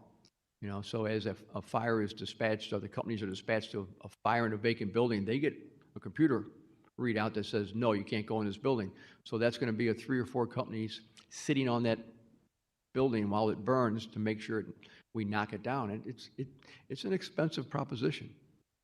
I mean, I don't know if that analysis is easy for you or the department to, or at least some numbers I would like to see. Probably my colleagues would too, the ones who I are can get some concerned basic about numbers. vacancy. Just because it's a health, I mean, you know it more, it's a risk for you, for the firefighters just as much or more so than anybody else. I don't have any more questions for you I could ask, but I want to be respectful of time. So thank you, Chief. I appreciate it. You sure, Alder Lady? Anything else? You want me? I've got like 5 more. No, it's okay. If you got some, seriously, we got a break in between. It's up to if you want to take your break or not. No, I'm good. Just 2 questions, or 3 questions that I have, and literally 3. I know my colleagues say last. I'm just teasing. Geez, and now I'm losing it. Well, one is, so I know the police department, which is not you all, when they get the 7% raise. When they get the 7% raise, currently our fire department is under parity, correct? So if they get it, our fire department also get that raise, correct? The fire department does have parity with the police department at all levels. from the police chief on down to the patrolman. So each corresponding rank is correlated. You know, police chief, fire chief, major, deputy chief, you know, their lieutenant colonels would be our deputies, and their majors would be our battalion chiefs. So each one has a correlated rank so that police and fire do receive, if police get a raise, fire gets a raise, parity. So that hasn't been rescinded. It's part of the city charter, and it's still there. And Do the this time, they haven't received their raises. say the last part? The fire department has not received their raises.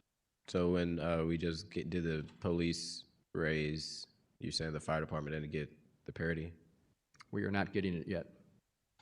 Is that maybe that's a personnel department issue? I don't think it has, in my opinion, and as I've been around for a few years, parity is parity. If the police are given a raise, the firefighters are given a raise, and that's And at you all guys ranks. haven't, and you haven't got it yet, which is not, you don't, it's, okay, good to know. Same way at the chief level. I haven't received a raise, and the police chief has received a raise. Got it. So if you didn't receive it, that means firefighters haven't received it, EMS workers haven't received it. And EMS is not part of it. It's just the fire side. That's another part of my question. So firefighters can do EMT work, Correct. but on the reverse, EMT can't, they can't do firefighters work, correct? Correct. Is that and I guess it goes into the, like, the raise thing too, is that a state issue? Is that an ordinance thing that allows firefighters, go ahead. There's a couple issues. One, to be a firefighter, you have to have a state certification, firefighter 1 and 2. And there's some hazmat certifications that you have to hold. And so that's part of the reason. They also is, we don't have a integrated service. We have firefighters and we have EMS members. So the ideal way of doing this would be have a fully integrated service where you can ride 6 hours on an ambulance and then the rest of 18 hours on the fire truck and just rotate. The biggest question that comes into play is the firefighters are in a different pension system and the EMS is in a different pension system. Yeah, we went down that. Oh, I know, that's a rabbit hole to go down. You're right. I think everybody here voted for that. But that's an issue, Yeah. you know, because of how we're separated. And, you know, if I had to, you know, rewrite how the department was put together, we'd be riding firefighters on an ambulance, you know, back and forth. You know, it would also reduce the stress levels. Rather than working a 12-hour shift on an ambulance, you're going to work 6 hours in an ambulance and the rest of the time on a fire truck and just rotate back and forth. How many I know you talked about the fire stations need some work because they were designed for horses. Are all our trucks currently, like, in good condition, or like how many of our trucks are not operating right now, fire trucks? You know, I think our fleet right now is I'll say average condition, you know, average to a little bit above average. We're in a little bit better shape right now. As we receive a couple new trucks, it's going to help us. The only issue I have with our fleet is our reserve fleet. You know, if something breaks down, we've been able to maintain our frontline fleet with orders, but our reserve fleet has kind of dwindled because the trucks were used. They were to the point where they couldn't function anymore. So that's the biggest worry I have right now is our reserve fleet. I think we need to order a few new trucks and bulk up our reserve fleet. Okay. That's my concern. And then on the EMT side, I know we contract some of it out. That's what I think you and, like, the alderwoman was talking about. How many, I guess, of those ambulance that are ours, like, are in good shape? Same with, like, fire trucks, and where we would. You know, we're in a fairly comfortable spot with our ambulances. You know, as long as we keep our order rate going, at any given time, I've got, you know, 5 or 6 reserve ambulances ready to go. You know, sometimes as high as 7 or 8. But no, but we've got to keep the momentum up. We can't say, okay, we're good to go and not order for 2 years because it's going to take me 2 years to get a truck. Is that usually through the capital committee where you would, okay. Yes. And You and the Alderwoman were talking about the ordinance that allows that, is it GMT fund? GEMT, Ground Emergency Medical Transportation. And you say currently that fund is only allowed for you to use it for capital improvement? The way the ordinance reads, yes. And if, I think the Alderwoman was asking, if it were to change and expand it to salaries, what would that, would, And I'd have to review the wording on the GEMT funding itself to make a decision on that, but, let me see, Board of Investment.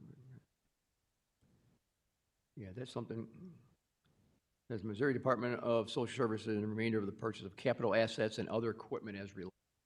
You know, so it's not only trucks, it's, you know, 15 lead defibrillators, Stryker stretchers that, you know, that lift up and down, you know, automatic stretchers. It's equipment that we use on a daily basis to provide medical services. gotcha. Last question, then a comment. Not so much budget related, but now that it's in-house in the fire department, and we're coming up on, you know, 1 year of May 16th, the tornado. Could you explain a little bit of, so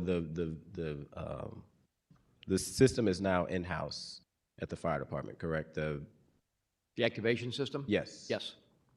Could you explain, I guess, what, I guess, happened like last week with the, or was it You mean this Monday? week? Oh, yeah.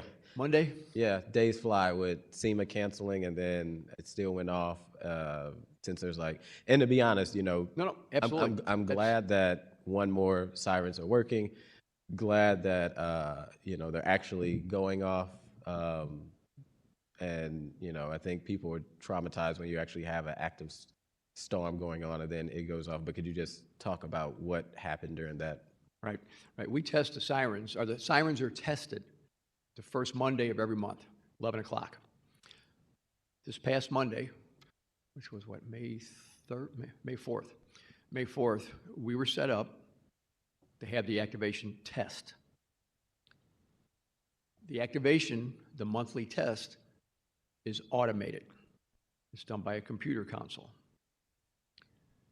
As is the real activation is done in conjunction with the National Weather Service through an automated system that looks at the mapping of the city of St. Louis.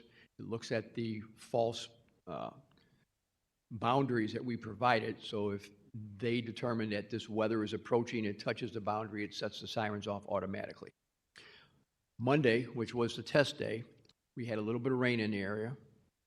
We were in contact with the National Weather Service. When I say we, I mean our dispatch center, fire alarm dispatch, who monitors the weather, monitors the National Weather Service, and watches the tornado siren computer. The computer system that we have in dispatch is technically a monitor with a map of the city, and it shows where all the tornado sirens are. There's 60 of them. It shows which ones are working in a specific color. It shows which ones are not working in a specific color. Those tornado sirens are tested twice every day of the month to make sure that they're registering and communicating back with the activation system. So originally, the determination was made after discussing and looking at the weather patterns. Okay, we had rain in the area, but we were going to continue with the test. I mean, rain, they have to work in the rain. You know, people knew that we were going to test at 11 o'clock. We put that out on social media. At the last minute, 10:51 to be exact, I got a call from my supervisor, Director Dace, and he instructed me to not set the system off and don't test the sirens. Mm. Okay, so what we did, we had to go into the computer program, pull the drop downs, and basically disconnect the automatic system from activating the sirens for the test, which is a couple drop down boxes that you uncheck, if you will, to deactivate. Well, because of the time frame, this computer system had already started the initiation of the activation. So when we clicked the last box, yes, it shut the system down and it didn't activate the sirens at 11 o'clock. But it had already queued it up, so it was sitting there.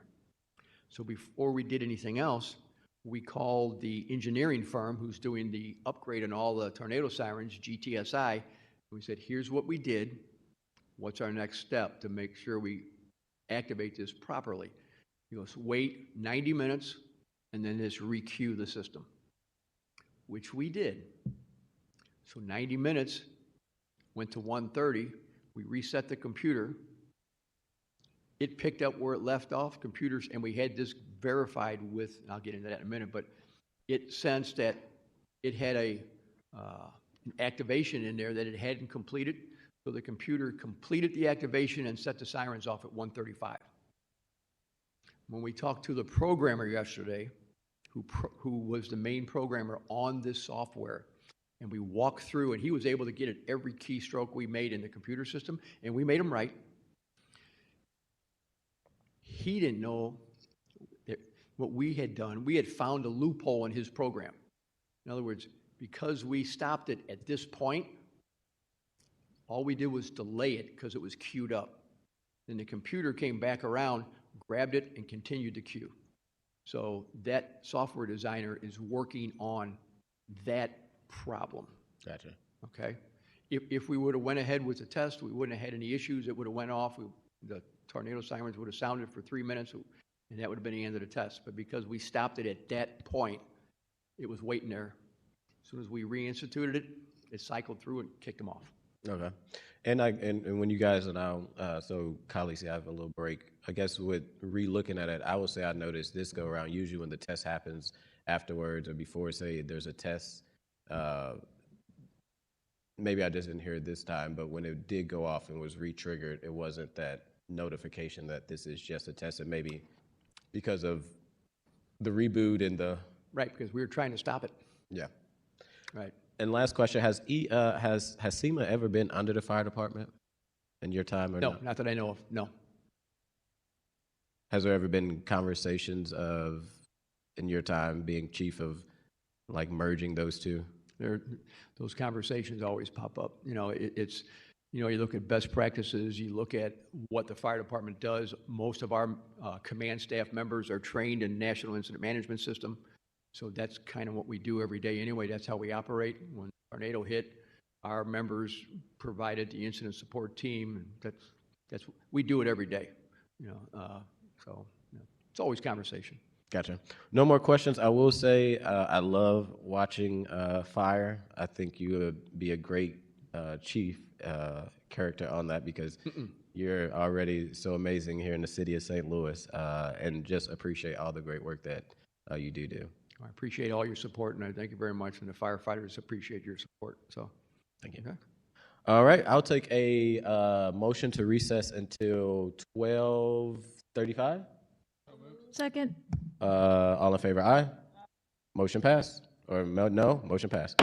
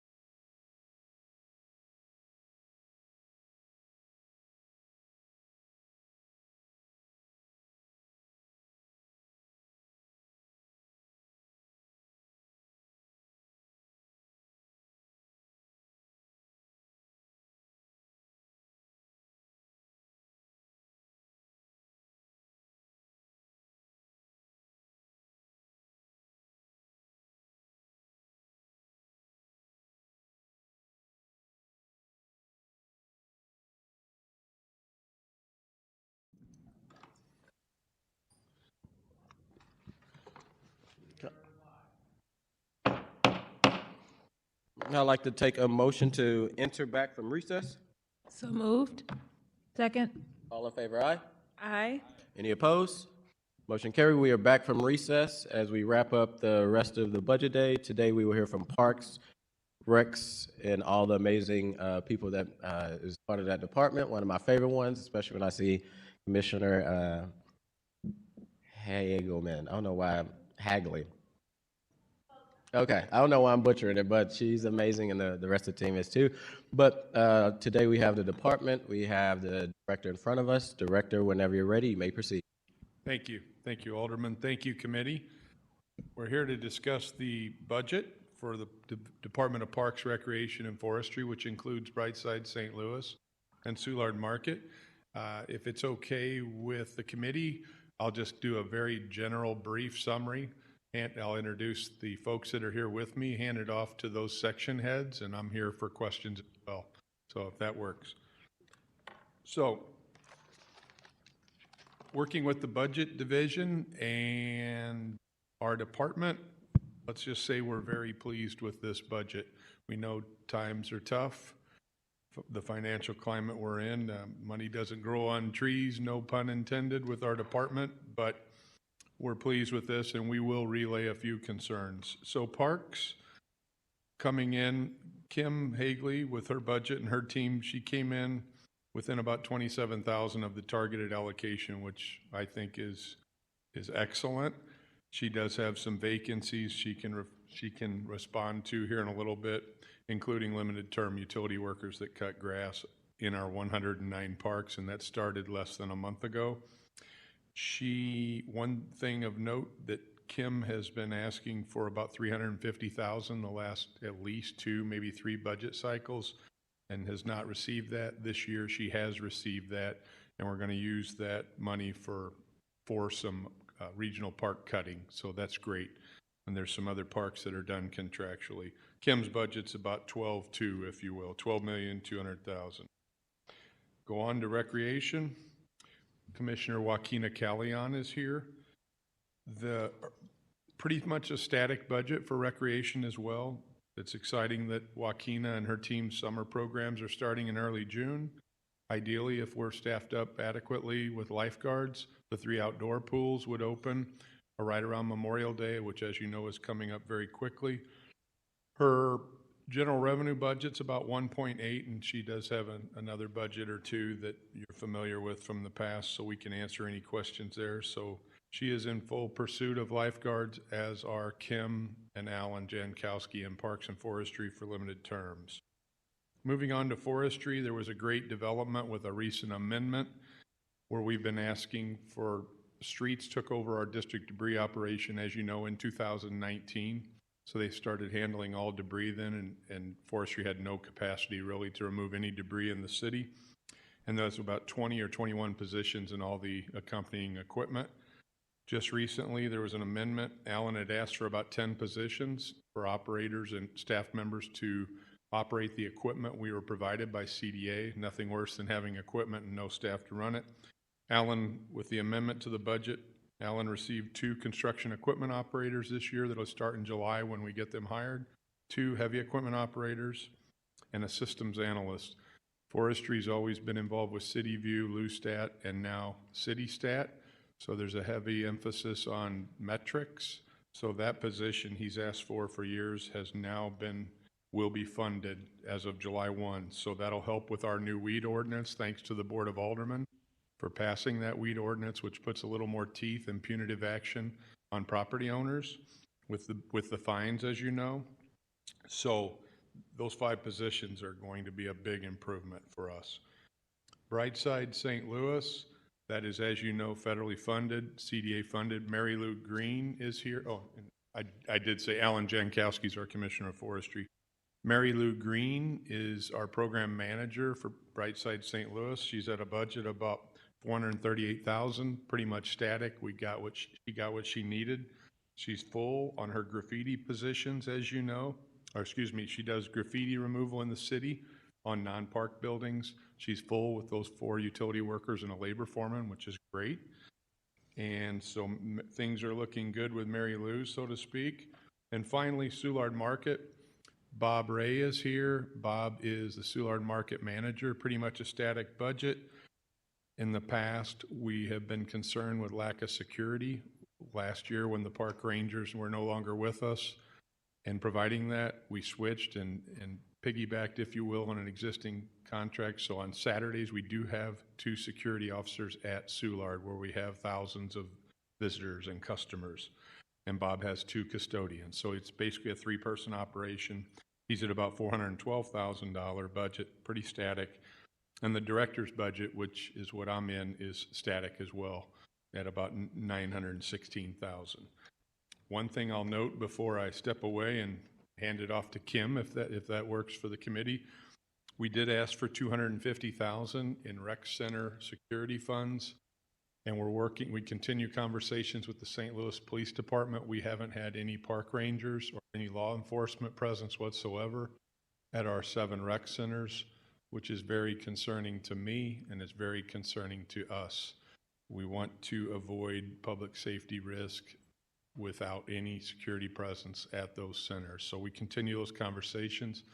Joaquina and I discussed it. She asked for $250,000 in this year's budget to combat that issue, and we were provided no funds.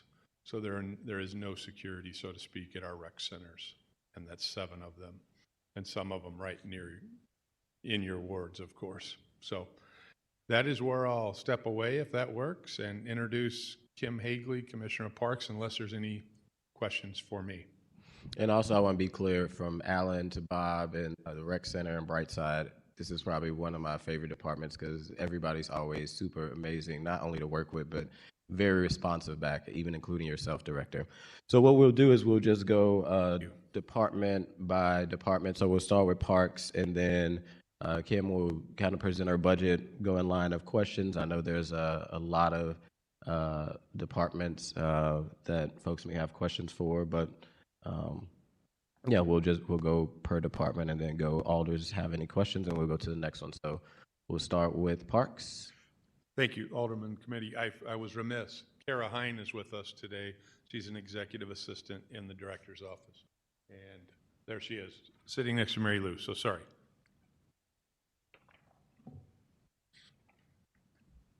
As I'm Kim Hagley, you guys know. As Greg mentioned, I was very happy with my budget this time. I retained all of my positions, and I was also awarded the money to cut another regional park. And what that does is that frees up our staff to be able to concentrate more on our neighborhood parks. The regional parks are usually in the 250 acre and have a lot of amenities or trees, things like that, very time consuming. So this will free us up to do some additional care at the other neighborhood parks. Other than that, I don't really have much to say. Like I said, I do have vacancies, so I do want to mention that currently I'm at 25 limited term utility workers. Those are the seasonal staff that help us during the summer to pick trash, trim, move picnic tables, trash cans. If some are good enough, we've already moved 2 of those limited term utility workers into full-time positions. So that's a good feeder for us to fill those full-time positions. We get a chance to see how they work. If they're doing well, then we go ahead and move them into a permanent position. But I currently do have 10 utility workers that are vacant. I have a total of 16, and that includes like plumber, carpenter, park keeper, park maintenance, things like that. So we're still struggling, but we're making it happen. So we are already working 10-hour days, and with all the rain that we've had, we are going to start weekends starting next weekend because this weekend is Mother's Day. So that's all I have unless you have questions for me. I'll go in order of seniority. I'll start with Alderwoman Sanye, and I'll come back to Vice Chair Browning. Thank you, Chairman. Hello. I am always really brag-worthy about you, Ms. Hagley. I have been impressed with you since I've joined, just the amount of things that you oversee and manage yourself. Honestly, I wish that you actually had more support than you have. I've really felt, I've felt that way for a long time. I know we've made a couple of changes in the budget, but I'm always amazed, like literally your callback rate and email response rate, in addition to all the things you have to see, I'm always very impressed by that. So I wanted to make sure that I just start off by saying that on the record, that I really appreciate both yourself and Mr. Hayes for always, somehow managing to stay on top of things, and always also managing all the responsibility that is needed. Some of my questions are just kind of about the specific of things.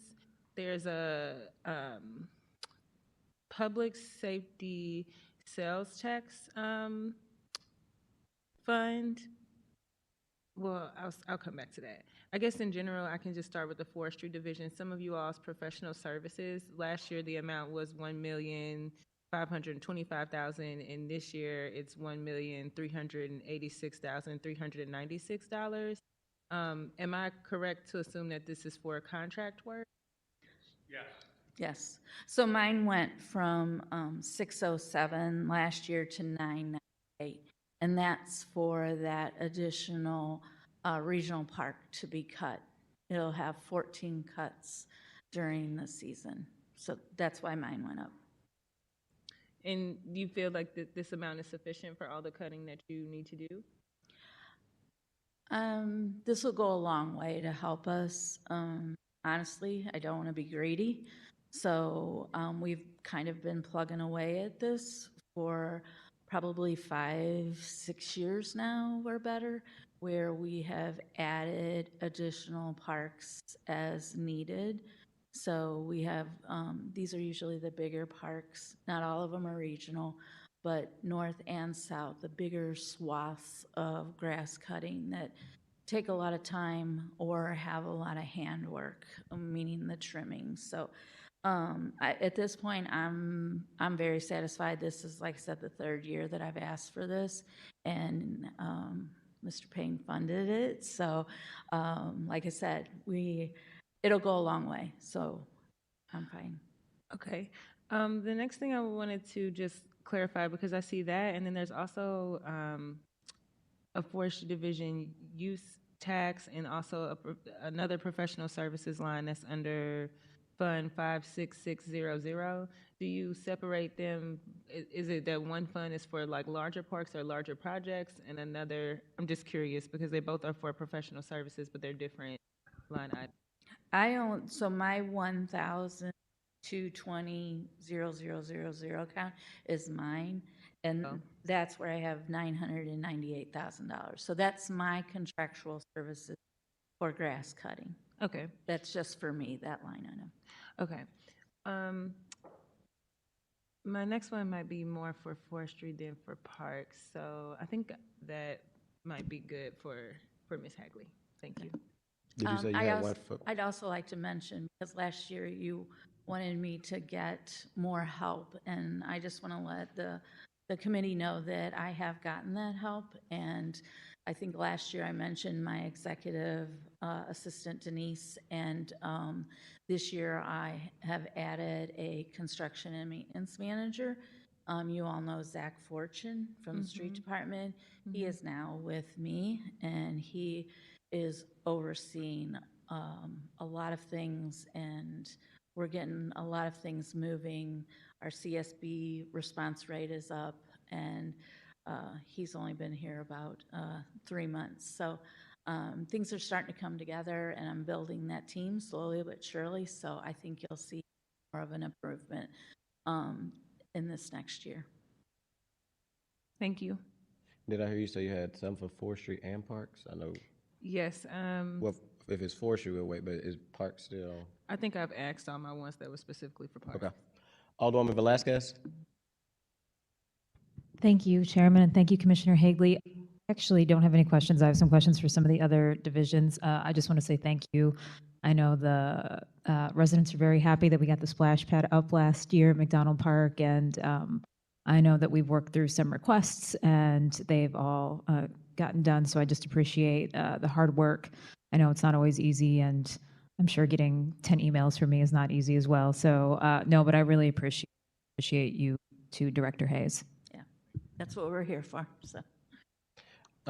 Could you explain to me, Commissioner, I worked or brought some fun legislation that had a lot of the city speaking with this food truck legislation, and one of it was this ordinance that is like this downtown vending district park fund. Could you explain what that is and what that entails? So my understanding is that is funded through downtown vending, whether it be food trucks or the street vendors. And the only thing that money is used for is City Garden. We split the insurance fees with the Gateway Foundation. So that's our portion that we pay for them, because they manage that park, but the land technically belongs to the city. So there's an MOU agreement contract that says that that's what our portion is. So And I know there was a Phyllis Young ordinance. As I've been diving through all these different ordinances for food trucks, it's like 12. It's a hot topic to talk about. I guess if there was more of those food trucks and I don't know how that fund is collected, it could be a potential that fund could grow. So I will never get more than I need for the city garden insurance. So that's a question, I think, for Paul Payne or the comptroller's office. And that's been that same amount since I've been here for the last 11 years. Okay. It doesn't fluctuate. And I think that's what you're looking at to see if there's more, where is that money? But I'm only ever appropriated that money that you see there for that insurance. And I know the food trucks kind of go through the street departments. Just more homework on myself of when working through the ordinance and seeing that, I was like, what is this vending downtown fund? And, okay. I'm being very honest when I say that's where it comes from, but I don't know specifically how it all works. I just know that I get that money for every year for the insurance. Gotcha. I appreciate all that you do. Like Alderwoman Tanya said, being kind of new alder, you've been very helpful during the process of just, questions on parks. One of the great things that I love about your department when it comes to Ward Capital, there's like that match. So if you ever are trying to upgrade parks, your department I think is the only one that kind of has that like 25 or 15, whatever the percentage is, but match so that we can always spread our money a little further. Thank you for the work with the pavilion that's coming to Loretta Hall Park. Going in soon. In the last couple of weeks. I seen the equipment was there Yes. Last week, and I was like, I just talked to her. I know we got to do the other stuff, but that's going to be great. And then the individuals at Windsor Park was extremely excited about that new upgrade. So just thank you for your leadership and all you do to help the board, but ultimately help residents in the city of St. Louis to have beautiful, nice, upgraded parks. Thank you. Thank you. All right, next, I guess we will go to forestry.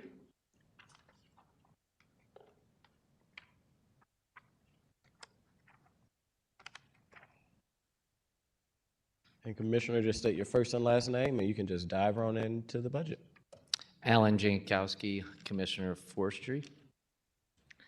So like Greg mentioned, the big thing for us is we have 5 new positions to help us, 4 of those positions to help kind of remove debris that we create when we cut vacant building, vacant lots, and haul that debris off instead of sitting it on the curb or sitting it in the alley and then waiting for the street department to come pick that up. So we'll be able to do a complete service now with our vacant building, vacant lot cutting.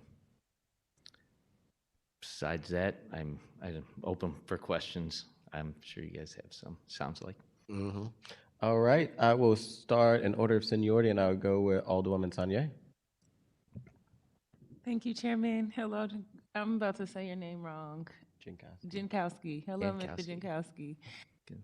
Sorry, forgive me. It's the St. Louis You're accent. I always start with just gratitude. Thank you. You're very responsive. I know we're about to talk quite a bit because we're about to embark upon budget season, and we're going to talk about all the places you want trees cut. And I've seen just some of the improvements to our process, and I also appreciate, I know at one point I was kind of raising a desire for certain trees to really be considered, and I feel like some of those things have been incorporated as well, so I appreciate that advocacy. My residents are very strongly about their native trees and things of that nature, so we're glad to see some of those. A lot of well, I guess my first specific question is just in regards to hazardous tree removal. This is something that's needed all across the city. We've got a couple of, all across the city, but definitely have observed it in the 7th Ward. And last year it was funded at $50,000, and this year it looks like you're getting $30,000. And so I just wanted to see what was this increase or decrease, why the decrease? Is it that you think there's less of a need? Have you gotten through some of the things, or? No, there's not less of a need. There was there was funding for, like, in the tornado recovery office that was doing a lot of private tree removals, and there was also Alderwoman Boyd did a $800,000 ARPA grant or ARPA funds to take down hazardous trees. So then they were doing it for free. So it's that you got other funds. When we take them down, excuse me. So it's just that you got other funds to meet that need. There was other funding out there. So I don't want our program to go out there and take down private trees and then charge individuals when there's other pots of money out there. So in general, is this fund, what's in your budget, is that usable on private property? Yes, the $30,000 is, yes. Okay. So we would, you go out there, and we get homeowners that call in and say, hey, there's a dead tree hanging over the swimming pool, and then we'll have an arborist go out there and investigate. And if if it needs to be removed, we'll send a homeowner a removal notice or trim notice. And then if it's one of the top 10, 15 trees, it just depends how much the quote comes in, and then we'll remove those trees or we'll trim them. And then our contractor does that. It's not city staff doing that. It's a contractor that goes in there and cuts that down. Understood. Is that the process for all private property, or is it the same whether it's LRA or whether it's, I know that's the cities? I'm specifically just trying to understand. There's been some differences in terms of what you all can do in the tornado impacted area because of some of, I'm assuming if it's LRA or private or public, but I'm just wanting to parse that out. Yeah, it's just private. So if it's LRA, then we notify LRA, and they have a pot of money where they take down their own trees. Okay. And I know it gets a little fuzzy there because I'm talking about larger trees that are probably 10 inches or bigger. If it's smaller trees, we kind of consider that brush. And if it's on LRA property, the forestry would come in and kind of cut that down or push it over. Okay. My next question is just about the utility workers. I see that you're budgeted for 42, but you requested 65. That's what I asked for. Yeah. So we were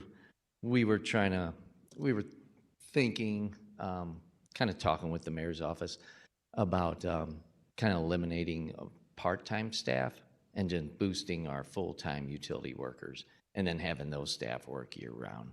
So it didn't make it into this budget, but I think continuing talks as you all know, we could remove brush and so the limbs. Utility workers would be under your department, would be employees less. You would have to contract less out. You would have more in-house staff. Correct. We were looking to cut the contract money and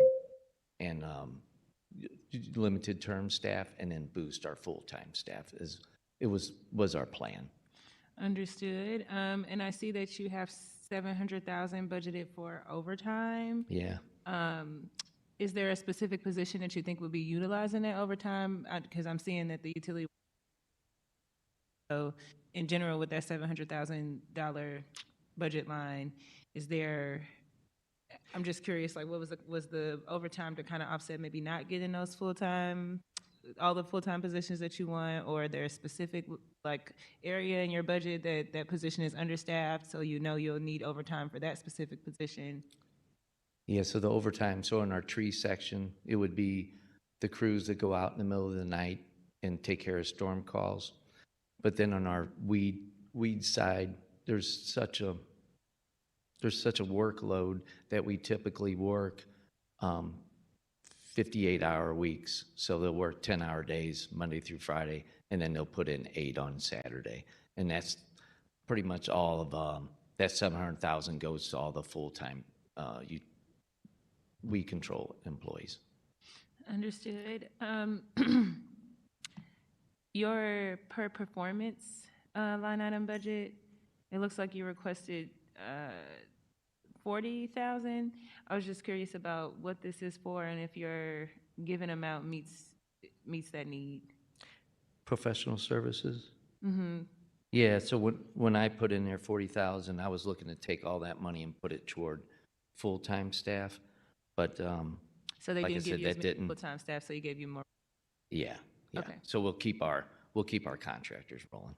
Okay, thank you. That concludes my question. Okay, thank you. Vice Chair Browning?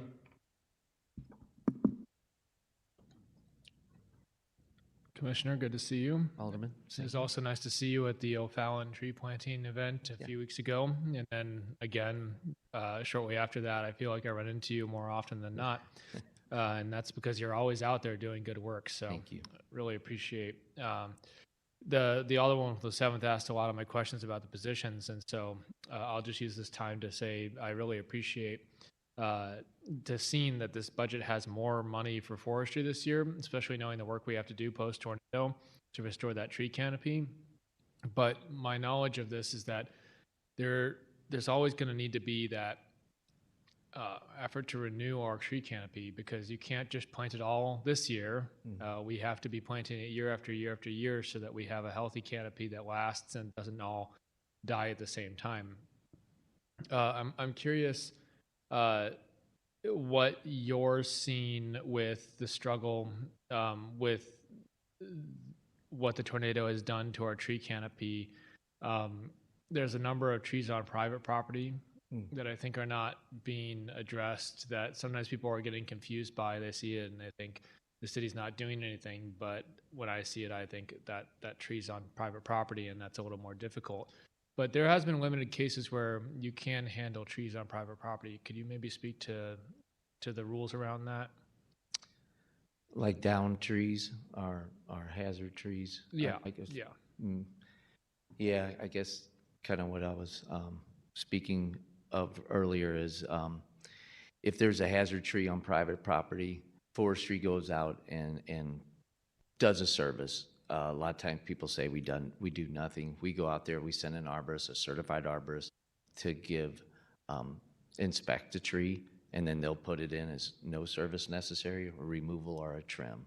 Okay, and then we'll send a letter to that homeowner, and so that's official records that this individual's put on notice that they need to trim their tree, they need to remove their tree, and if something would happen, then at least there's that paper trail there that the owner was notified he or she had a hazardous tree on his property or her property.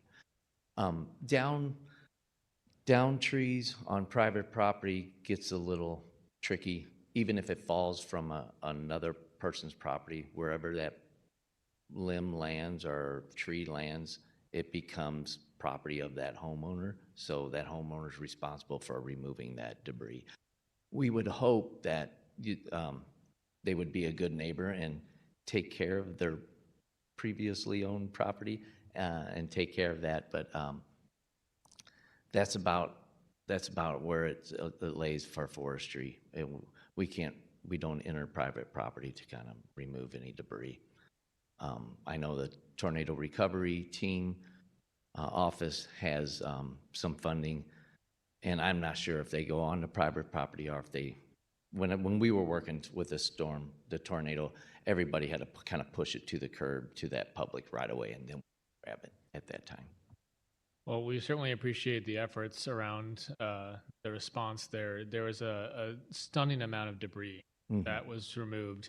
A lot of that was wooded material, I'll call it, trees, just other branches and debris and stuff. And I definitely saw it in my ward, and I saw it throughout the city where people were able to move that out, and you all did an excellent job of going out and collecting that and helping neighborhoods just get back to looking a little cleaner. The tree canopy is going to take decades to fully restore in some areas, but we always are planting trees so that we can enjoy their shade in the next generation. And so to me, I think tree planting is one of those ultimate acts of community service, because you really are not doing it for yourself today, but you're doing it for the generation. And we want to be able to provide everything you need to just keep doing that, because cities with lots of trees and a good tree canopy are very pleasant places to be. It does everything from limit health effects like asthma and other things, but also lower temperatures for cooling and heating, and so there can be just all sorts of benefits, and your division is such an important part of that. So I think you know how much I appreciate you. I don't need to go on about it, but let us know however we can support. And like I said, I'm glad to see there's a little more money for you this year, but we'll hopefully keep that going, because we want to see that return. Yeah, and I will say with the tree planting, forestry's working closely with the tornado recovery office to look at all the trees we lost, and our goal is to plant those back 3 to 1. So on our streets and our parks, we know in a lot of those areas there wasn't a whole lot of canopy to begin with, but we lost in the neighborhood of like 5,000 trees. So the goal is to have 15,000 trees go back into those areas and hopefully restore some of that canopy or even grow that canopy that wasn't there. So Mike Ziegler and Jason O'Malley from my team is working on that, and hopefully come up with a good plan moving forward here. Looking forward to it. Alderwoman Velasquez. Thank you. Thank you, Commissioner Jankowski. Most of my questions. They ask great questions. So I think so first I want to also say thank you. I know that I also have a very engaged ward, and I appreciate the adaptability and flexibility and willingness to collaborate with several neighborhoods in my ward, and I owe you a phone call about another one. Okay. But I appreciate that, and I know our residents appreciate that. And just when I had my meeting with BPS, we talked about tree planting, and I think that the department planted 100 more trees than the previous year. So thank you. And again, I'm sure my residents will also appreciate that. Well, thank you for funding it as well. We appreciate it. It's a team effort. The only real question I have specifically for budget is I noticed that if I read it right, you added a government service analyst. Yes. Sounds like you're excited maybe. Could you talk about that? About that one. Yes. So we collect a lot of data within CityWorks and our team, our arborists, and weed control. And sometimes we have all this data, but we don't have somebody on staff that's just designated to kind of analyze all that data and see and kind of maybe help managers kind of direct how we use our labor and what we should truly be focusing on, instead of I think our managers get hung up on just operations and managing folks. We don't step back and look at, okay, where are we headed? And are we on course? Are we off course? So we hope this individual will not only help forestry, but help us reach out to street department, work with the parks department, with parks division, and other departments out there, the building division, to hopefully streamline all our processes and help us coordinate and communicate with other divisions as well and other departments. So we're really excited about that, to kind of have that individual kind of crunch those numbers ours. Well, I'm excited too, and I'm sure, as you know, my ward will be excited for data. Just, I know you haven't hired this person, correct? No. Will this, do you know if the data, this might be something to ask next year, but will they be uploading it to GIS software? Do you have a vision for where some of this data might live or be shared, maybe specifically? Yeah, I think as we share kind of in our We Control, we have a cut list and stuff like that. It would be nice to kind of give some vision of where we're going with our tree section and how we're cutting and what trees we're tackling next. So I know I'm not answering your question totally, but when it comes to computers, I think it goes over my head pretty quick. But yeah, we're hopeful that we be able to communicate with our residents a lot cleaner, a lot clearer, and a lot of this stuff that lives on CityWorks, maybe we can have a clearer picture on CityWorks to help the citizens know where we're going and where we've been. So, Well, great. Well, I look forward to it, and that is all the questions I have. Thank you Okay. again for being here. I have no questions. Also, thank you, Commissioner, Okay, for thank you. always just being responsive, like my colleague said. And when there are issues with trees, outside citizens putting them in CSB, being able to email you, you're always fast to respond back. So thank you. Well, thank you, Alderman. Appreciate it. All right. Next, we will go to recreation centers. Good afternoon, everyone. I am Joaquina Calian. I am I'm gonna just ask you, Ms. Joaquina, to get a little more on the mic so they can hear you. There you go. sorry. I am Joaquina Calian, Commissioner of Recreation. So I am overall pleased with my budget. The only concern I had was the one that Greg brought up, was not being able to have security for the rec center. But overall, my budget is great, and I'm pleased with it at this time. So I'm open for questions. All right. In order of seniority, Vice Chair Browning.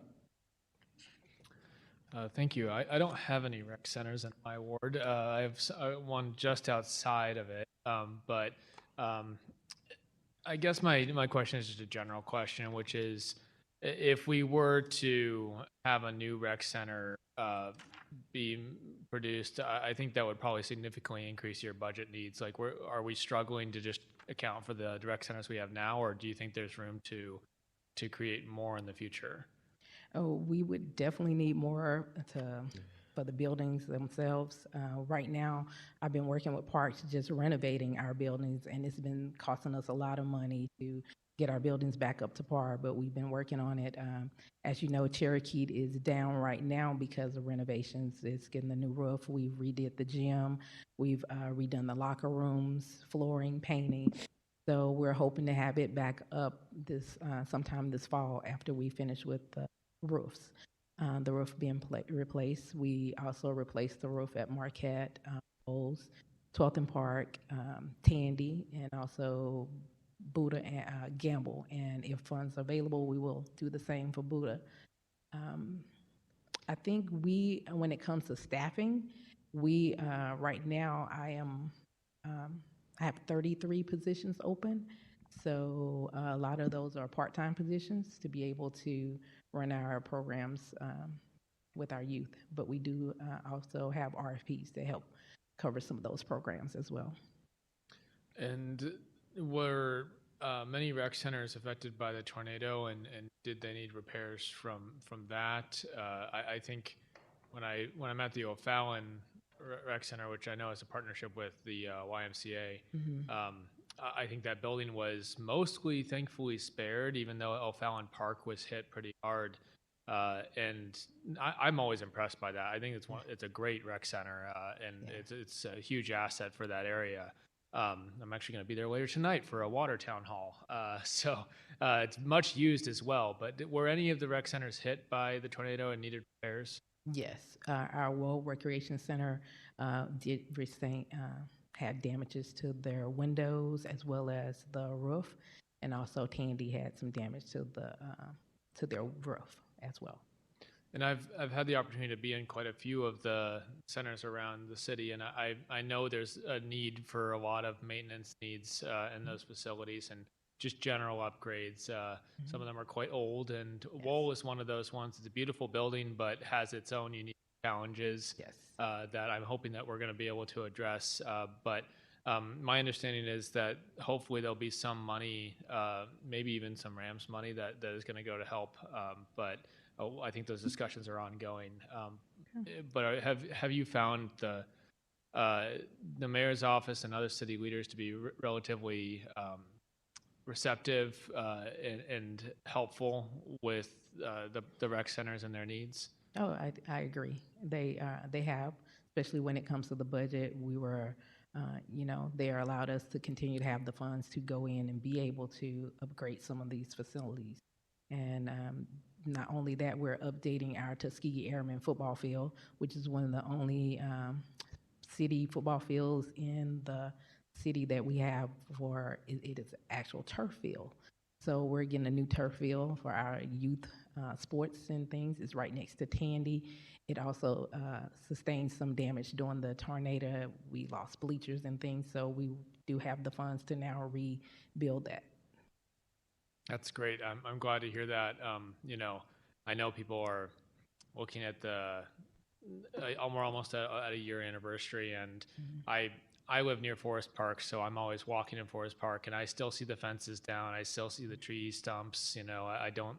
This narrative that we're fully recovered in some areas just isn't true. I think we're still struggling in many areas, but I hope we can get the resources that are necessary. The rec centers are such a wonderful, wonderful asset for our, and the programming that you do there is essential to keeping youth doing good things and forming good relationships and not getting into trouble elsewhere. So I think we always talk about the need to fund the rec centers, and I just want to express my support for making sure that we continue to offer those amazing resources for all of our residents. So thank you so much, and Chair Aldridge, you're back, so hand it back to you. Thank you. Alderwoman Sanye. Thank you, Chairman. Hello, nice to see you. I actually did some boxing classes for a while at some of our recreation centers. She scares me. There's a lot of anger during these unprecedented times. I need a healthy outlet. You guys have programming available. I went. Coach T gave me some great boxing classes, so I would give an excellent shout out to that. I think my specific question is just around some of the specifics of recreational programming.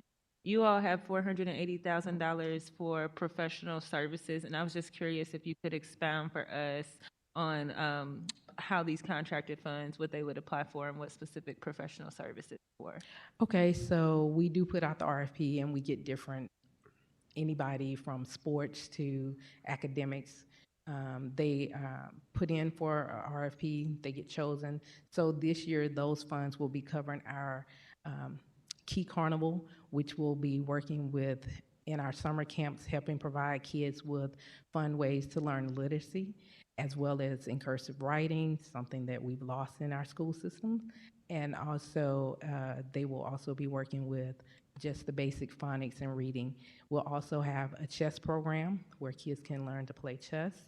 We have our urban golf, so kids are learning how to play golf. We also have our Protect Your Peace, where you're able to come, both adults and youth, learn how to defend yourself as well as learn martial arts. We have a karate class that we offer. We also have wrestling. How do you select?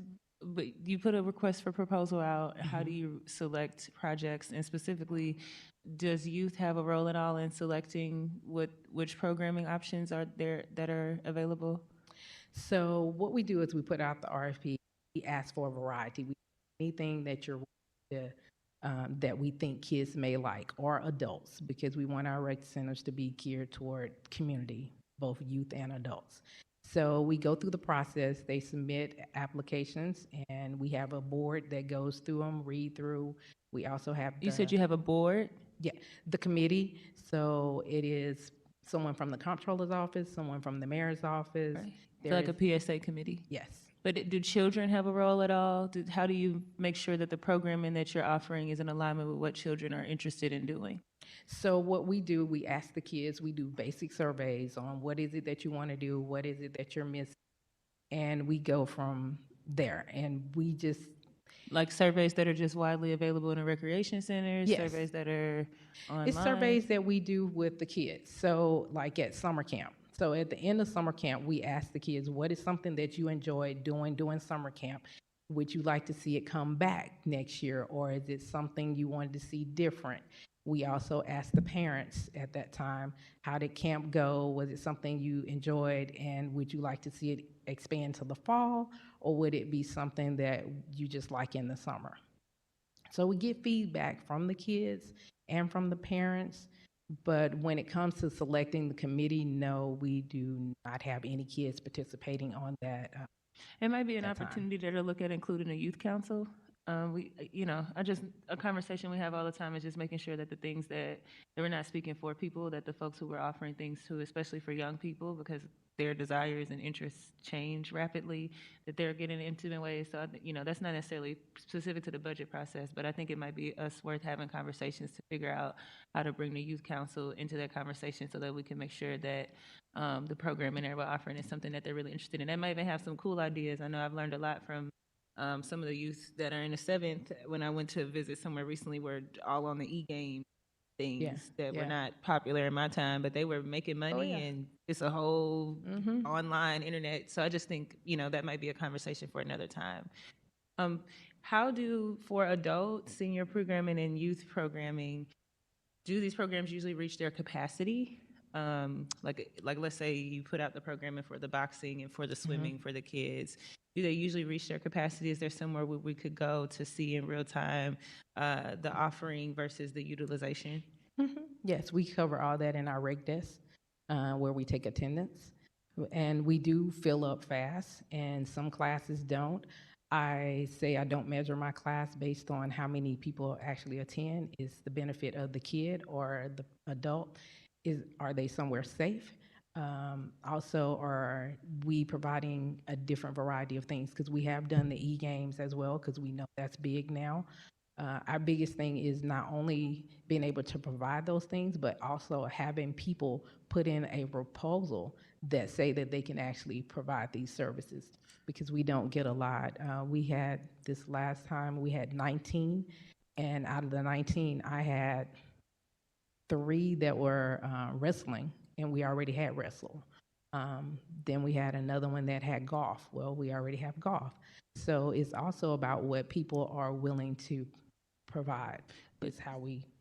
So specifically in reference to what Alderman Browning mentioned, we are having conversations around ramp settlement funds, and I'm very interested in making sure that some of the funds go to our youth. And I think the conversation currently amongst us is that recreation centers may be the most efficient way for the city to do that, since we don't, the school district is its own independent political subdivision.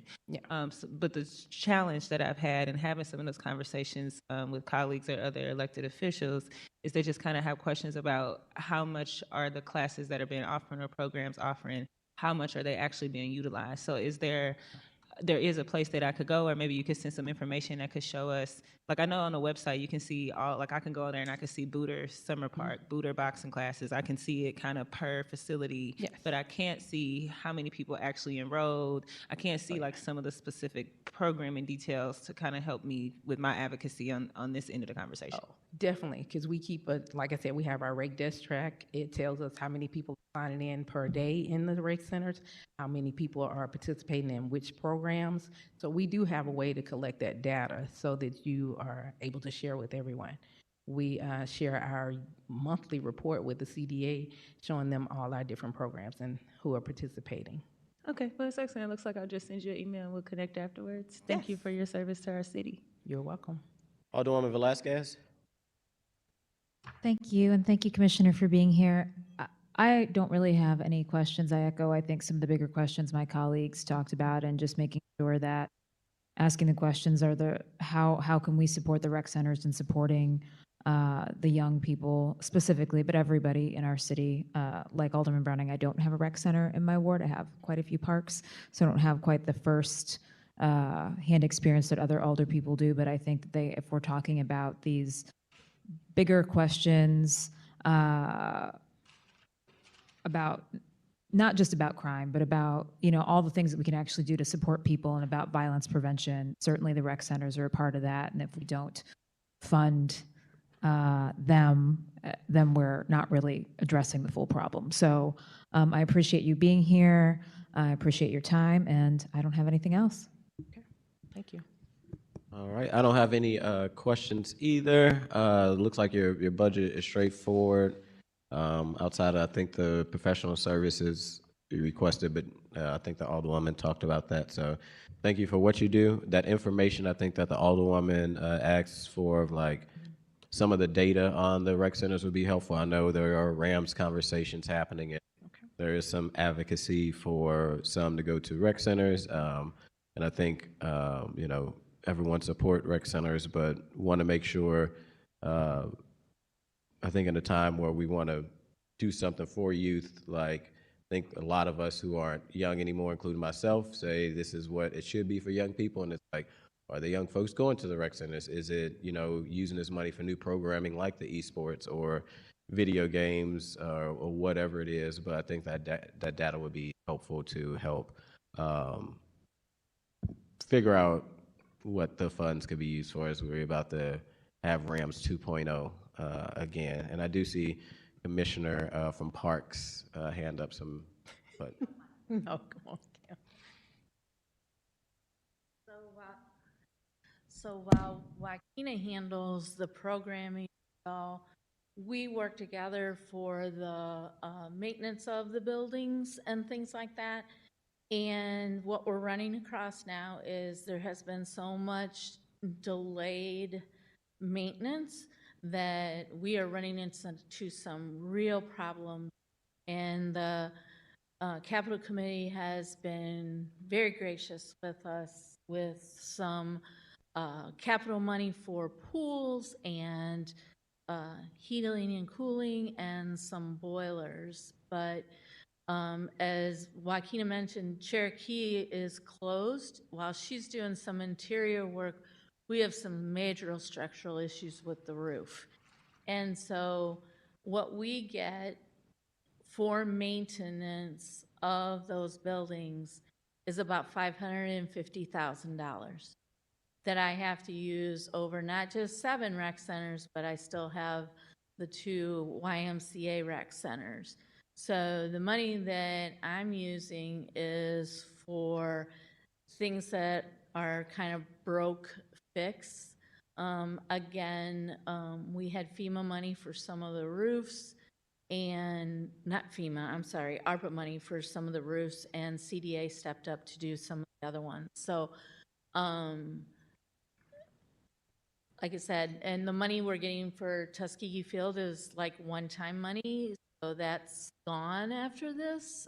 We fought hard to retain that funding, and it's now in the works, but just wanted to let you know that Joaquina's got the programming side of it down, but we are going to need some more help with the maintenance of the rec centers because they're 60, 70 years old, and the pools were original to the buildings, and so there's a lot of work to do there just to keep the building in shape. They all need to be tuck pointed, which will be a huge undertaking. So if we don't have the building, then we don't have anywhere to do the programming. So. And I know you don't have the numbers in front of you, but if you had to say a number for like the maintenance of all the building. Like I said, we've only touched the pools, the boilers, and some heating and cooling, and that was about $5 million. And so we started tuck pointing. This is how Cherokee came about. We started tuck pointing Cherokee, and it literally, the face of the bricks are falling off. And then we found out that the metal roof structure over the pool, when we took off the concrete panels doing the tuck pointing, that the metal roof, or the metal structural portion of the roof is in desperate need, like can't do without it. And I have no idea what that number is going to be right now. I'm just waiting on the assessment. So I would imagine, and what I've asked for in the past is like $1 million rec center, Per rec center? per rec center. And we have, I can give you a list of, an estimated list for each rec center to know that. And like I said, I know we're not going to do that all at once. I get that, unless we get money like Rams money or like we did with the ARPA money. The ARPA money saved the, gotcha, it kept them open, so. gotcha. All right. Thank you, thank you. Next, we will move on to, we could do Brightside. And I had two comments. Alderwoman, the same questions you were asking, almost the exact same questions. Joaquina and I met with Alex at CityStat last week, and we were delving into even more those details that you were referring to. So we have a new software program we're looking at now, and Joaquina has a meeting on that tomorrow. So we will definitely get you that information we already have, and even better moving forward. And if I can take the opportunity, I don't want to embarrass her, but if you don't know already, after 36 years, Mary Lou Green is retiring from the city of St. Louis on June 1st, and I'd like to thank her for her service.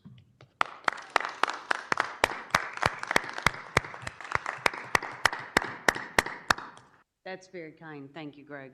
So I'm Mary Lou Green. I work with Operation Brightside. Like Greg said, I've been here for 36 years.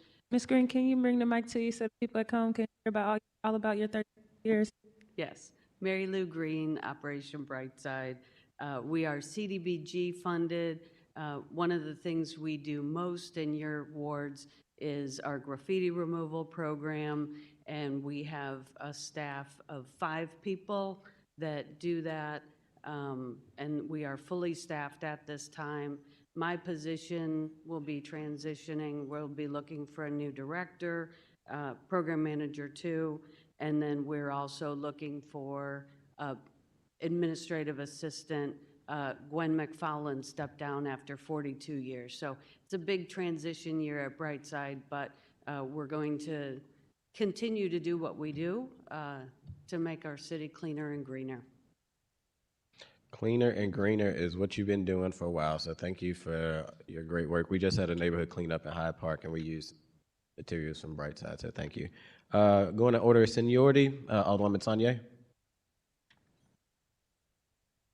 Thank you for your service, Ms. Green.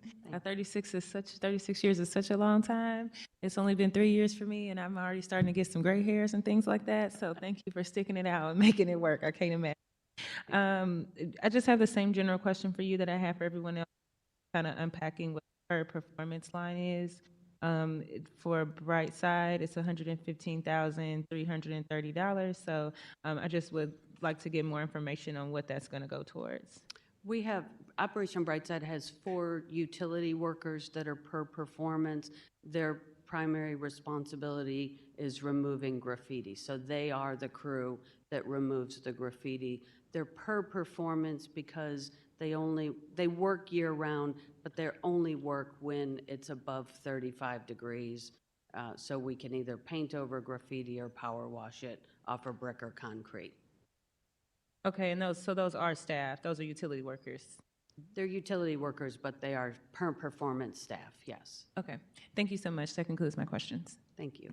And the per performance just, it means not necessarily like full-time, right? They are not full-time, Part-time, correct. and they don't get like city benefits since. That's correct. Okay. Alderwoman Velasquez? I don't have any other questions for you. Thank you for your years of service, and I hope that we can find somebody with the perfect name, whoever comes after you. No, I'm kidding, but well, sort of. It is apropos, but no, thank you. Thank you. Thank you. Thank you. Thank you all. And last but not least, Mr. Bob Ray with Soulard Farmers Market. Yes. Thank you, Chairman. Thank you, committee. I'm always happy to come up and talk about Soulard Farmers Market. If you don't mind, I'll just say a few things about it and about our budget, which is, you know, a bare bones budget that gets 3 employees that run a market 5 days a week, keep it pretty clean, and deal with about 100 vendors that come to the market every week, about 10,000 people that go through there. It's amazing to have Soulard Farmers Market owned by the city and operated by the city. If it wasn't, we would have lost it a long time ago. So there's a reason why it's the oldest continuous market west of the Mississippi River. Hard times, good times. If it wasn't for the city putting in $7 million in capital improvements in the last 3 years, we would be losing this market at some point close in the future. So I want you to know I appreciate that, and that and all the improvements that we've had over the last couple of years, which are tuck pointing, a brand new roof. We've got electricians in there right now redoing the electric and all the different stands. It's 147 stands. It's a big deal. We had 3 electric fires last year. All of the electric's getting fixed. It's taking the market out of danger. As far as this operational budget goes, there's only a couple changes from last year. One of them is professional services. Like the recreation centers, just as the new year started last year, we lost our park rangers, just got pulled and left us without security. So we moved some stuff in the budget around, and we hired some private security to be there on Saturdays. Probably not as great as having park rangers or police officers there, but it's good to have something. For the most part, you know, everybody behaves themselves at Soulard Farmers Market. It's a family place, but occasionally things happen. The only other thing on here of note is facility and ground services.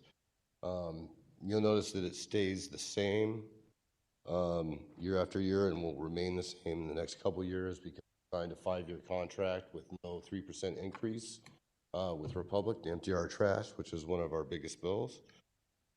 Other than that, everything's pretty straightforward. Does anybody have any questions? Woman Tanya? I don't have any questions. I do just want to say I also love the Soulard Market. Me and the Alderwomen of the 8th are going to be taking a field trip there very soon. And I'm just glad that we have it. I think the investments, the capital improvements have been very helpful. And yeah, I'm just grateful that the city has that asset, and I appreciate your service. Thank you. I appreciate you. I was going to say, tours all the time. Just give me an email, and I'll walk you around and give you the song and dance. I was going to say, if you connect with them, I took the tour when I was a state rep, and there's a fun, actually a gym above the market, which is probably could be like a fun trivia question that most people don't know about. I But do have an important follow-up question. Is there any food involved in that tour, or is that? make her pay. Make her pay. Make her pay double? No. Yeah, there's about 23% of our stands are prepared or packaged foods, so there's lots of food. You Okay, can we'll just catch discuss an it apple. offline.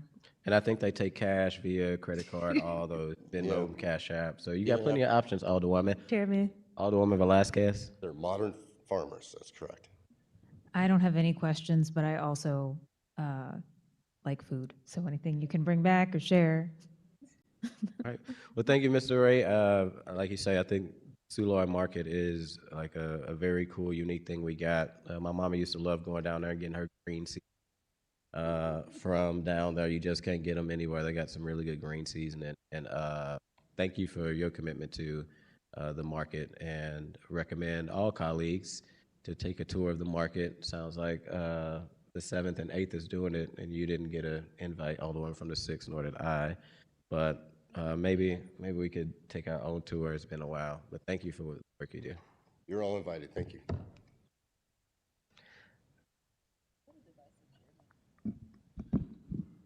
I just want to thank the committee for their time today.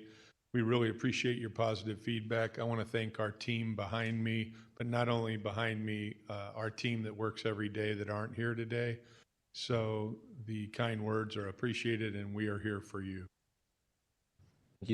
Thank you, Director. Like I think you can tell from this committee, every department that alders reach out to within your team has been very responsive and very easy to work with. So thank you for your leadership, and thank you for your staff leadership and everybody that makes the city a better place because of the individuals that work with you. Appreciate it. Thank you. All right. All right. And last thing, order of the day today for budget items. I know you can get out, Kim. She goes, wait, I got more. We have the treasurer's office. See the treasurer here with his amazing team.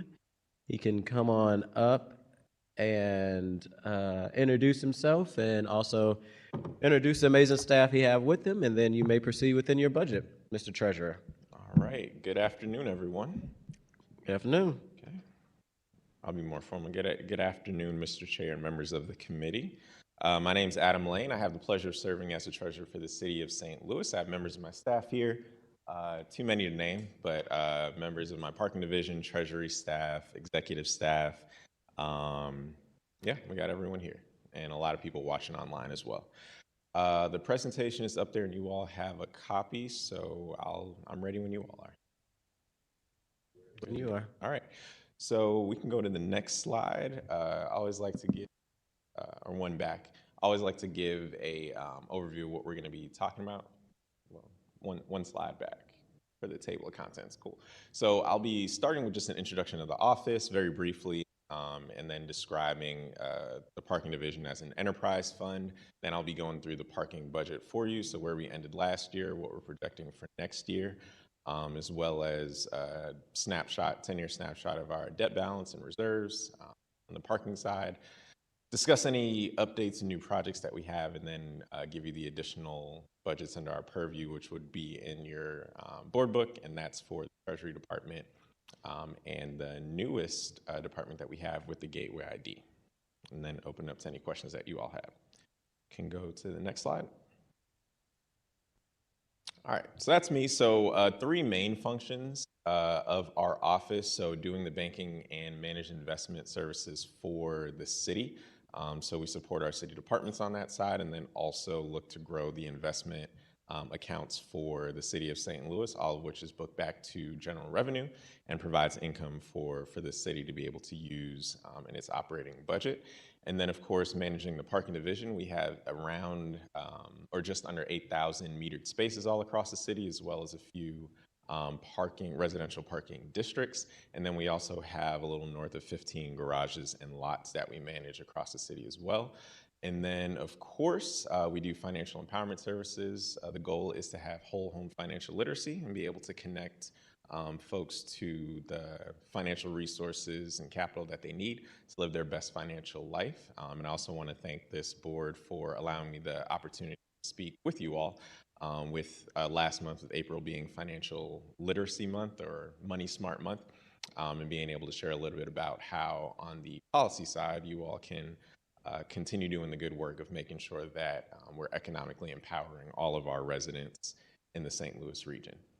So the parking division as an enterprise fund, essentially what that means is we operate as a fee-generating office, and we don't cost the taxpayers any dollars to do that. So we don't get any funding for the parking division in terms of our budget from the city's general revenue or from the city's tax from constituent tax dollars. So anything that we make, we're allowed to spend on our costs. But if we don't make the money, then we can't spend it. So I won't be coming to you to ask for money to fund the parking division.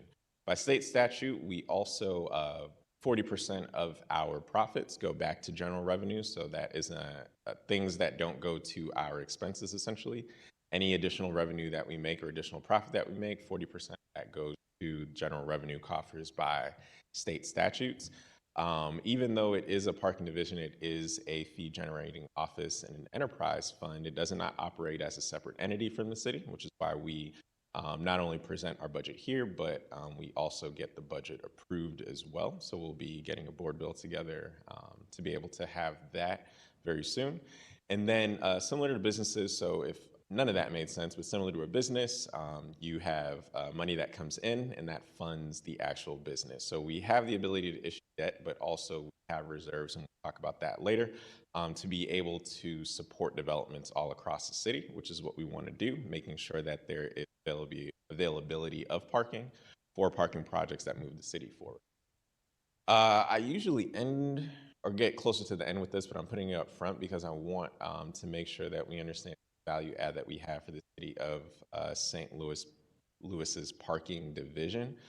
So when I think about all the events and things that happen downtown, a conservative number would show that, one, we are supporting the parking needs to make sure that entities like the St. Louis Sports Commission can continue to win bids for things like the ice skating championships, making sure that we can actually provide parking and parking accessibility for things like that, and many other things that bring vibrancy to the city of St. Louis. So happy to partner with these local entities, and we want to continue doing that because it's needed and necessary.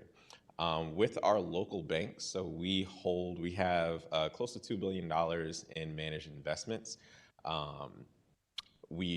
I make a concerted effort to make sure a lot of that is local as well. So we have $711 million in our local banking institutions, and that money is money that can be directly lent out, and you can go to our website to see the Home Mortgage Disclosure Act report, but that is money that is lent out to be reinvested in St. Louis. So we're happy to be able to do that and partner with the 17 different city depositories that we have.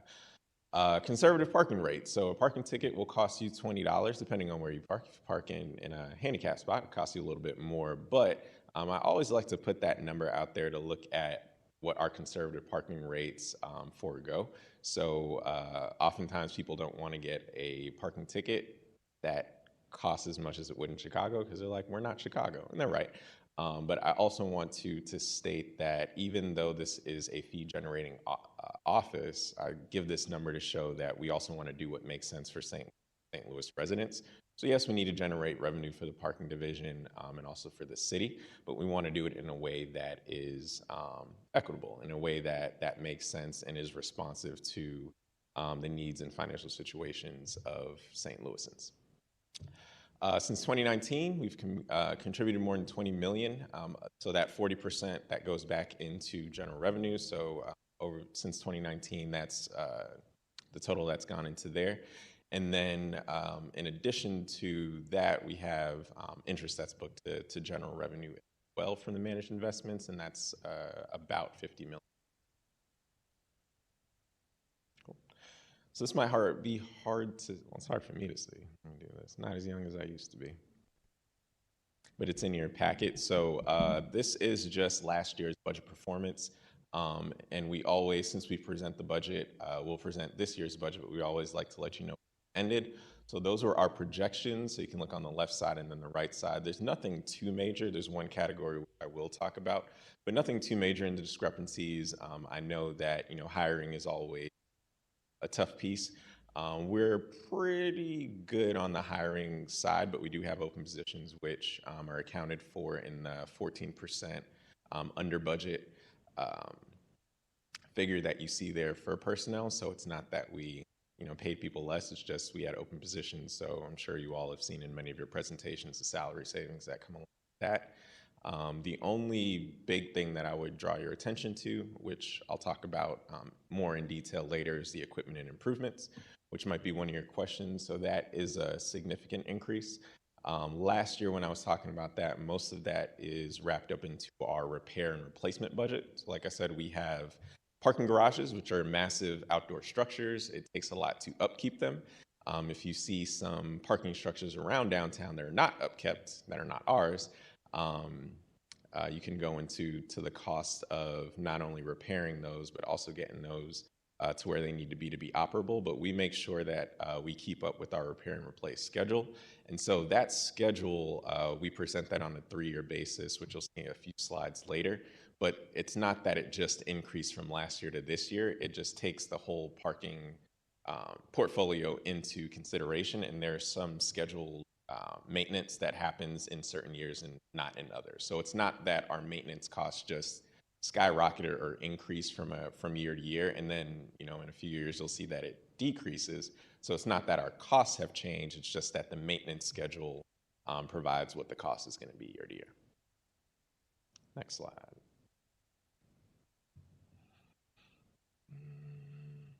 Okay, so this is just where we closed out last year, where we're closing out the current fiscal year, and what we're anticipating for fiscal year 27. So again, equipment and improvement. So we have those increases for our repair and replace. Again, all of those are on the parking side. All of those are mostly on the garage maintenance, upkeep, and improvement side. Some of that is security improvements, and some of that is also just new things that were new revenue control equipment that we're implementing to make sure that the parking process at our garages and lots is seamless and smooth.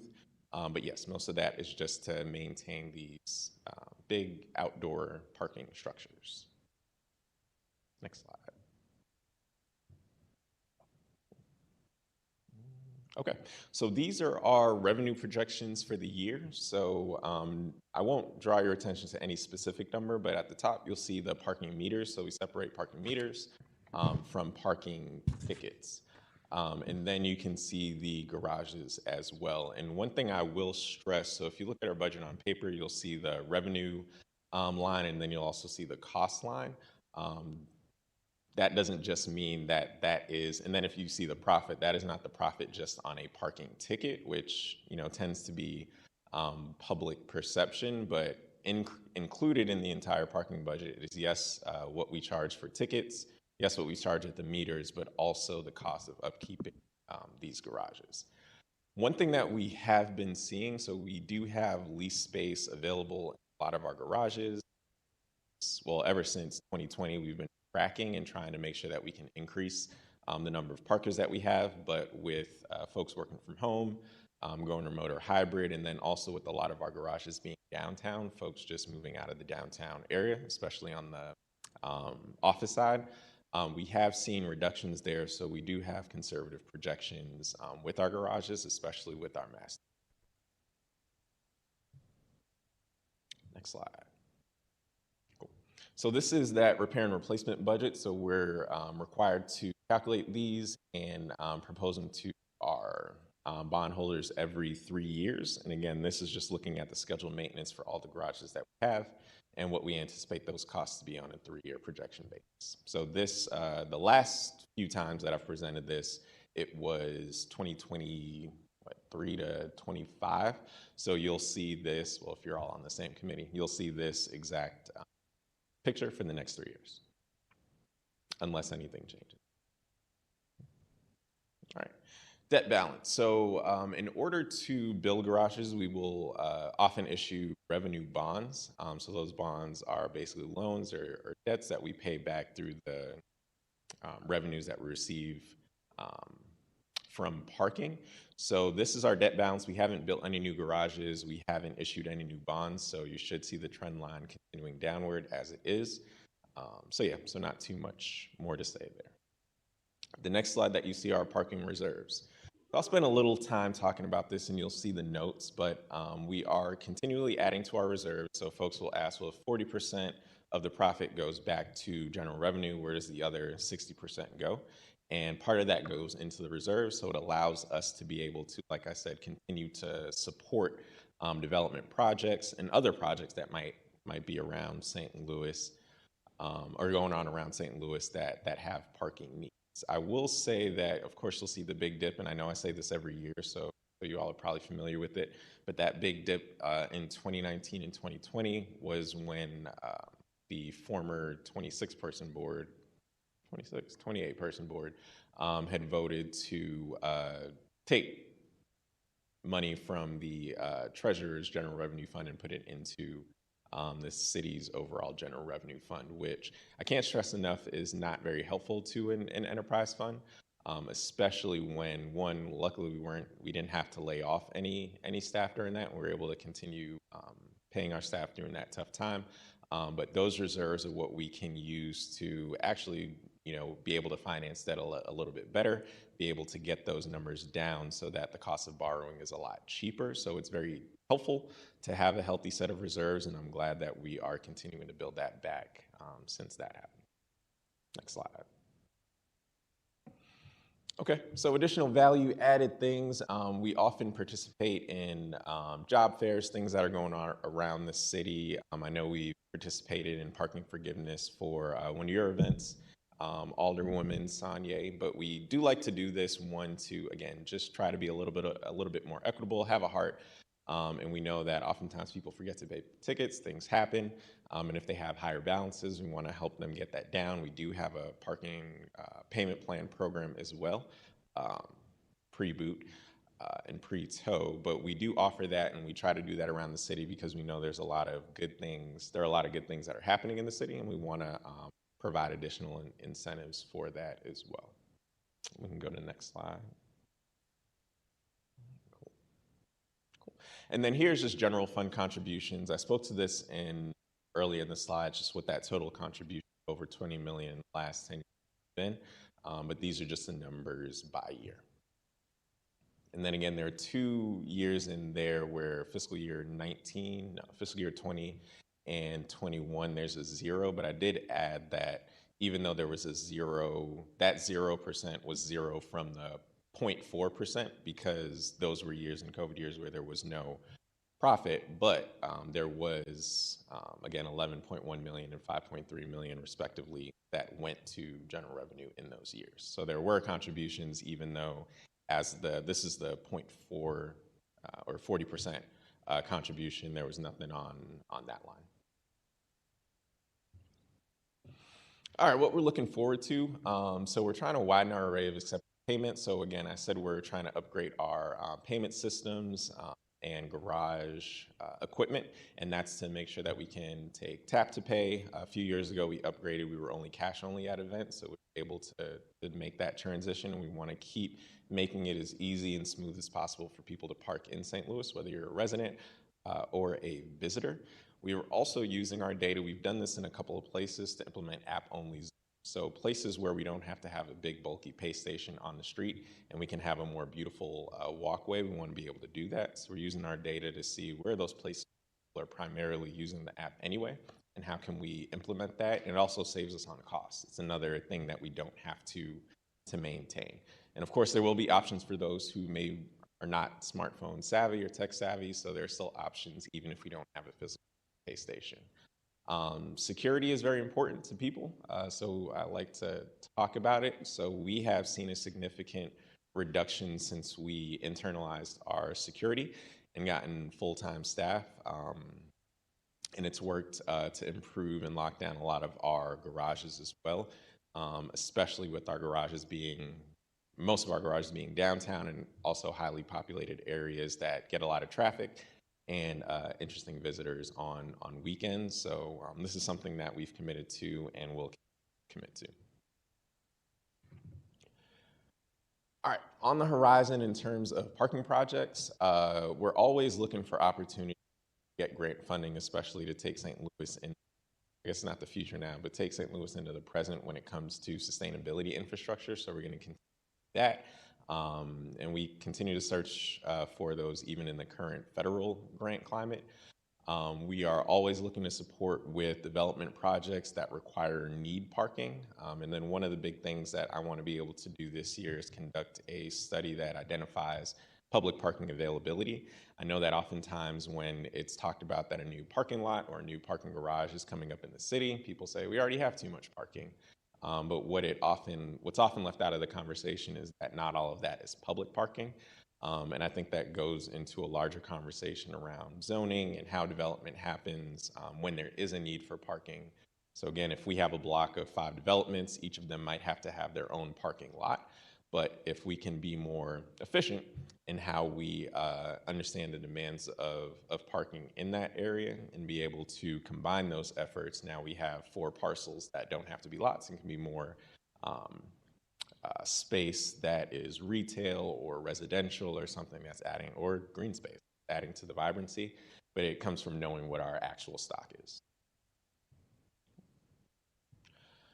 Okay, so I'm going to move on to some of our divisions. One of the newest ones, Gateway ID card program. I think we are in week 2 of officially being open. So if you haven't gotten your Gateway ID yet, go ahead and get it. And I want to thank Alderman Velasquez for championing that legislation.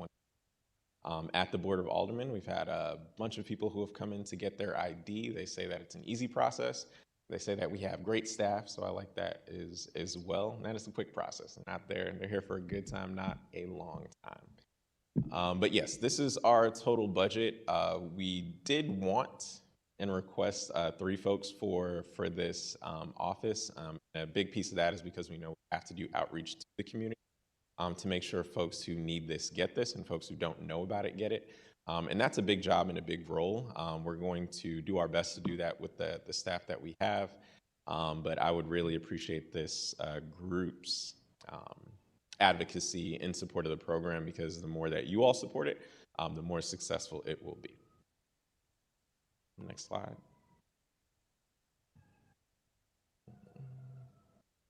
Cool. Okay, so the next 3 slides. Yeah, the next 3 slides are just the Treasury budget. It's in your packets. There wasn't anything necessarily that was going by the guidelines that you all set. Nothing that was such a big variance that it made sense to discuss. One of the things I will say that we're looking at in Treasury under the professional services side is getting a CRM managed dashboard so that we can move some of our processes that are on spreadsheets to something that is more dynamic. You can go to the next slide, and then the final slide. And then the final slide there, you'll see just the total, yep, the next slide. Total department budget. All right. I believe that's all I have, so I'll open it up to any questions that you all have. Thank you, Mr. Treasurer. Starting in order of seniority, Alderwoman. I don't really have any questions. I would just, thank you on the record for all the events you've come to and help us get some parking tickets forgiven. It's certainly been something that was liked. And I would say on the record, especially to my colleagues, and we had at a town hall, we had folks that literally, some of them tried to come just for the parking forgive, which I don't have an issue with. As long as you come, you come. But we even had to have a separate area for folks to go through. So I just found that really helpful. And then I would also just echo gratitude. I did get to see the layout of the Gateway ID program, so I would definitely give a big shout out to your office as well as Alderwoman Velasquez on that rollout. And my only question would just be tied to that about any other future plans you have on rolling that out. As far as like making that available in other spaces, communication with the school district, communication with recreation centers, communication with senior places, or just more details on rolling that out and making sure that as many people as possible know that that is something that is available to them. Yeah, so we've been, working pretty hard to get it launched. And so that, phase 1 was launching, getting out those initial IDs. And we had a lot of folks who were visiting the office prior to even having a location. And location is important, and we're going to need some budget funds for that as well, with City Hall's location being tight. But yeah, we had a lot of people come in, so we wanted to make sure we were able to get the doors open. But in the planning process, we wanted to account for the mobility, right? Because St. Louis can be a tough place to get around, so we want to get around 2 people. So we got, as big as they are, we got a machine that we wanted to make sure that they were able to be transported. We're set up on a cloud system to make sure that this can operate outside of the walls of City Hall. So that will be something that we're planning on as well, because whenever I do something, I want to do it the right way. So I don't just want to show up and then all of a sudden things aren't working. So we want to plan that out to see what does it look like to be in community at certain places, printing IDs on the spot. Well, thank you. That concludes my questions. All right, thank you.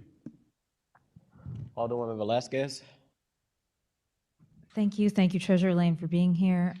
I don't have any questions for you now. I know we had a lot of talk about the IDs, so I'm glad to see it roll out. I know we've talked about it, but it would be great if in next year's budget, we could keep advocating for that additional person, because I think to Alderwoman Sagnier's line of questioning, having that additional staff would make it possible for the program to be more mobile than it just a, not just, it's a very important space in City Hall, but that it can be in different spaces. So I will call on my colleagues to advocate for that as well, for some additional funding. And I'm here for whatever you need. Thank you. Thank you. Thank you. Thank you for being here, Mr. Treasurer. I guess on page 7, the projection, if I'm reading this right, for like, so I know we're just starting back up the boot program, and it's projected to bring in a lot more money because it's just starting up. So this would be the full year of it running. Those funds also, I guess, would go into the treasurer's office, which ultimately would go in the 40% to the city general revenue. So additional funds to the city of St. Louis would come from the boot program. Correct? Yes. And just for the public, how many tickets do it take to get a boot? Before, how many tickets do it take before you're on the boot list? And could you talk about a little bit, like you say, that the programs you got to help people that may need assistance that could pay monthly or whatnot? Can do. And I'll add one other thing. So with the boots there, so there is a boot fee. And so what you're seeing in terms of that line item is, you know, what the expected revenue on boots. But when it comes to the actual tickets, that'll go into ticket revenue. So I just wanted to clarify that because someone might be like, oh, you're only going to get that much from booting. It's like, well, the revenue actually goes back into the ticket part because they're paying the tickets to get the boot off. But there is a fee for the boot, so that generates its own separate pot of revenue. Yes, so we'll be doing that and we'll be ramping it up. I want to thank the Streets Division, so specifically the Tow Division and Ed Young, who have been doing a great job in supporting my parking division and dispatch to get a lot of these cars off the road. As we've started, we've looked at high priority vehicles, and we say high priority, we understand. Yeah. Say that again. You say you looked at what type of vehicle? High priority. Okay. Yep. So high priority vehicles. And so high priority for us, we're like, we know a lot of people have a lot of tickets, but those, you know, those over offenders, I would say. So a lot of folks, it takes, just to your question, 4 tickets that have matured to get, to be boot eligible. So if you get a $20 ticket, you need to get 4 of those. And then after 30 days, it doubles. After 45 days, it doubles again. So a $20 ticket becomes an $80 ticket if unpaid within the first 45 days. So if you have 4 of those, that's about $320, right? So ideally, we don't want people who, you know, can just have $320 and can pay that. You know, we're not booting them. So we're looking at cars that have, and I give that number to give context. We're looking at cars right now that have 1,500 or more in boot eligible tickets or a boot ticket balance first. But this mobilization has helped to gain some of that lost revenue back since we haven't been booting in 8 years. So it has helped that. It's helped a lot from what I hear from the Downtown Neighbors Neighborhood Association. It helped to curb a little bit of the behavior too around parking downtown or illegal parking downtown. And one of the, as we continue to roll it out, because like I said, I want to, right? So we rolled it out in small increments to make sure our process was right. Having not done it in almost a decade, things have changed. Personnel have changed. The way we dispatch and work with our partners over in the towing division has changed. So we want to make sure all that is ironed out. The next phase is moving into the residential pieces, because I know you all get a lot of calls and emails from your residents that tell you, you know, this car's been abandoned for so long, it's over here. And while they don't need parking tickets to be able to be towed, parking ticket violation is one of 12 legal ways a car can be removed off the street, but it does help to be able to work with the streets department in doing that. So we'll be doing that, and again, we want to do it in an equitable way. So right now, and we instituted this in 2021, we have a parking and towing assistance program. So no matter what balance you have, if your car hasn't been booted or towed yet and you have a lot of tickets, you can visit our Parking Violations Bureau or give them a phone call, and we can actually set you up on a payment plan. Now, there are thresholds. So, you know, if you got $20,000 in tickets, you're not going to be paying $10 a month. So there are thresholds, but we do have payment plans available. And if they're on a payment plan, would they then not be on the boot list? Yes, so if you're on the payment plan and you're making your monthly payments, will not be boot eligible. So your car will not be booted and towed as long as you're keeping up with the program. Okay. And as long as you don't get any new tickets. So so I'll say, if you are in the program and you get a new ticket, you can pay that ticket. It won't be part of your plan balance. But if you get a new ticket and then that ticket matures, then you can get boot eligible again. And I guess restarting the program, did you all send out like notifications like, hey, we were starting this and your car is potentially bootable? So we send out, so if you get, believe it or not, some people might have, 67 tickets. And with each of those, and there's a paper cost to that. So with each ticket you get 3 notices, 4 notices. You get the ticket on your car, you get a notice in the mail after 30, a notice in the mail before the 30, before the 45, and then after that as well. So they get a lot of notices. We were originally supposed to, or tried to restart booting and towing 2 years ago, and that just did not pan out. But even when we did that, before we started booting and towing, we did send out notices. We put notices on folks' cars, and then we also did a mailer. Gotcha. So we've been notifying them. Yeah. And, we've been talking about the boot for a while. I look at it almost like it's not the same of like the moratorium, but as we was coming out of COVID and people were struggling, like, one less thing. But I get at some point people need to be, held responsible and like, pay your parking tickets. On that same page, you talk about the income for boot and parking tickets. What is the income for meters removing meters? So meters, if you pay the meter. So if I go park and I spend 2 hours there, it costs me $250. So that would be people who pay the meter. That would be the meter revenue. Okay. If you don't pay the meter and you get a ticket, that's the ticket revenue.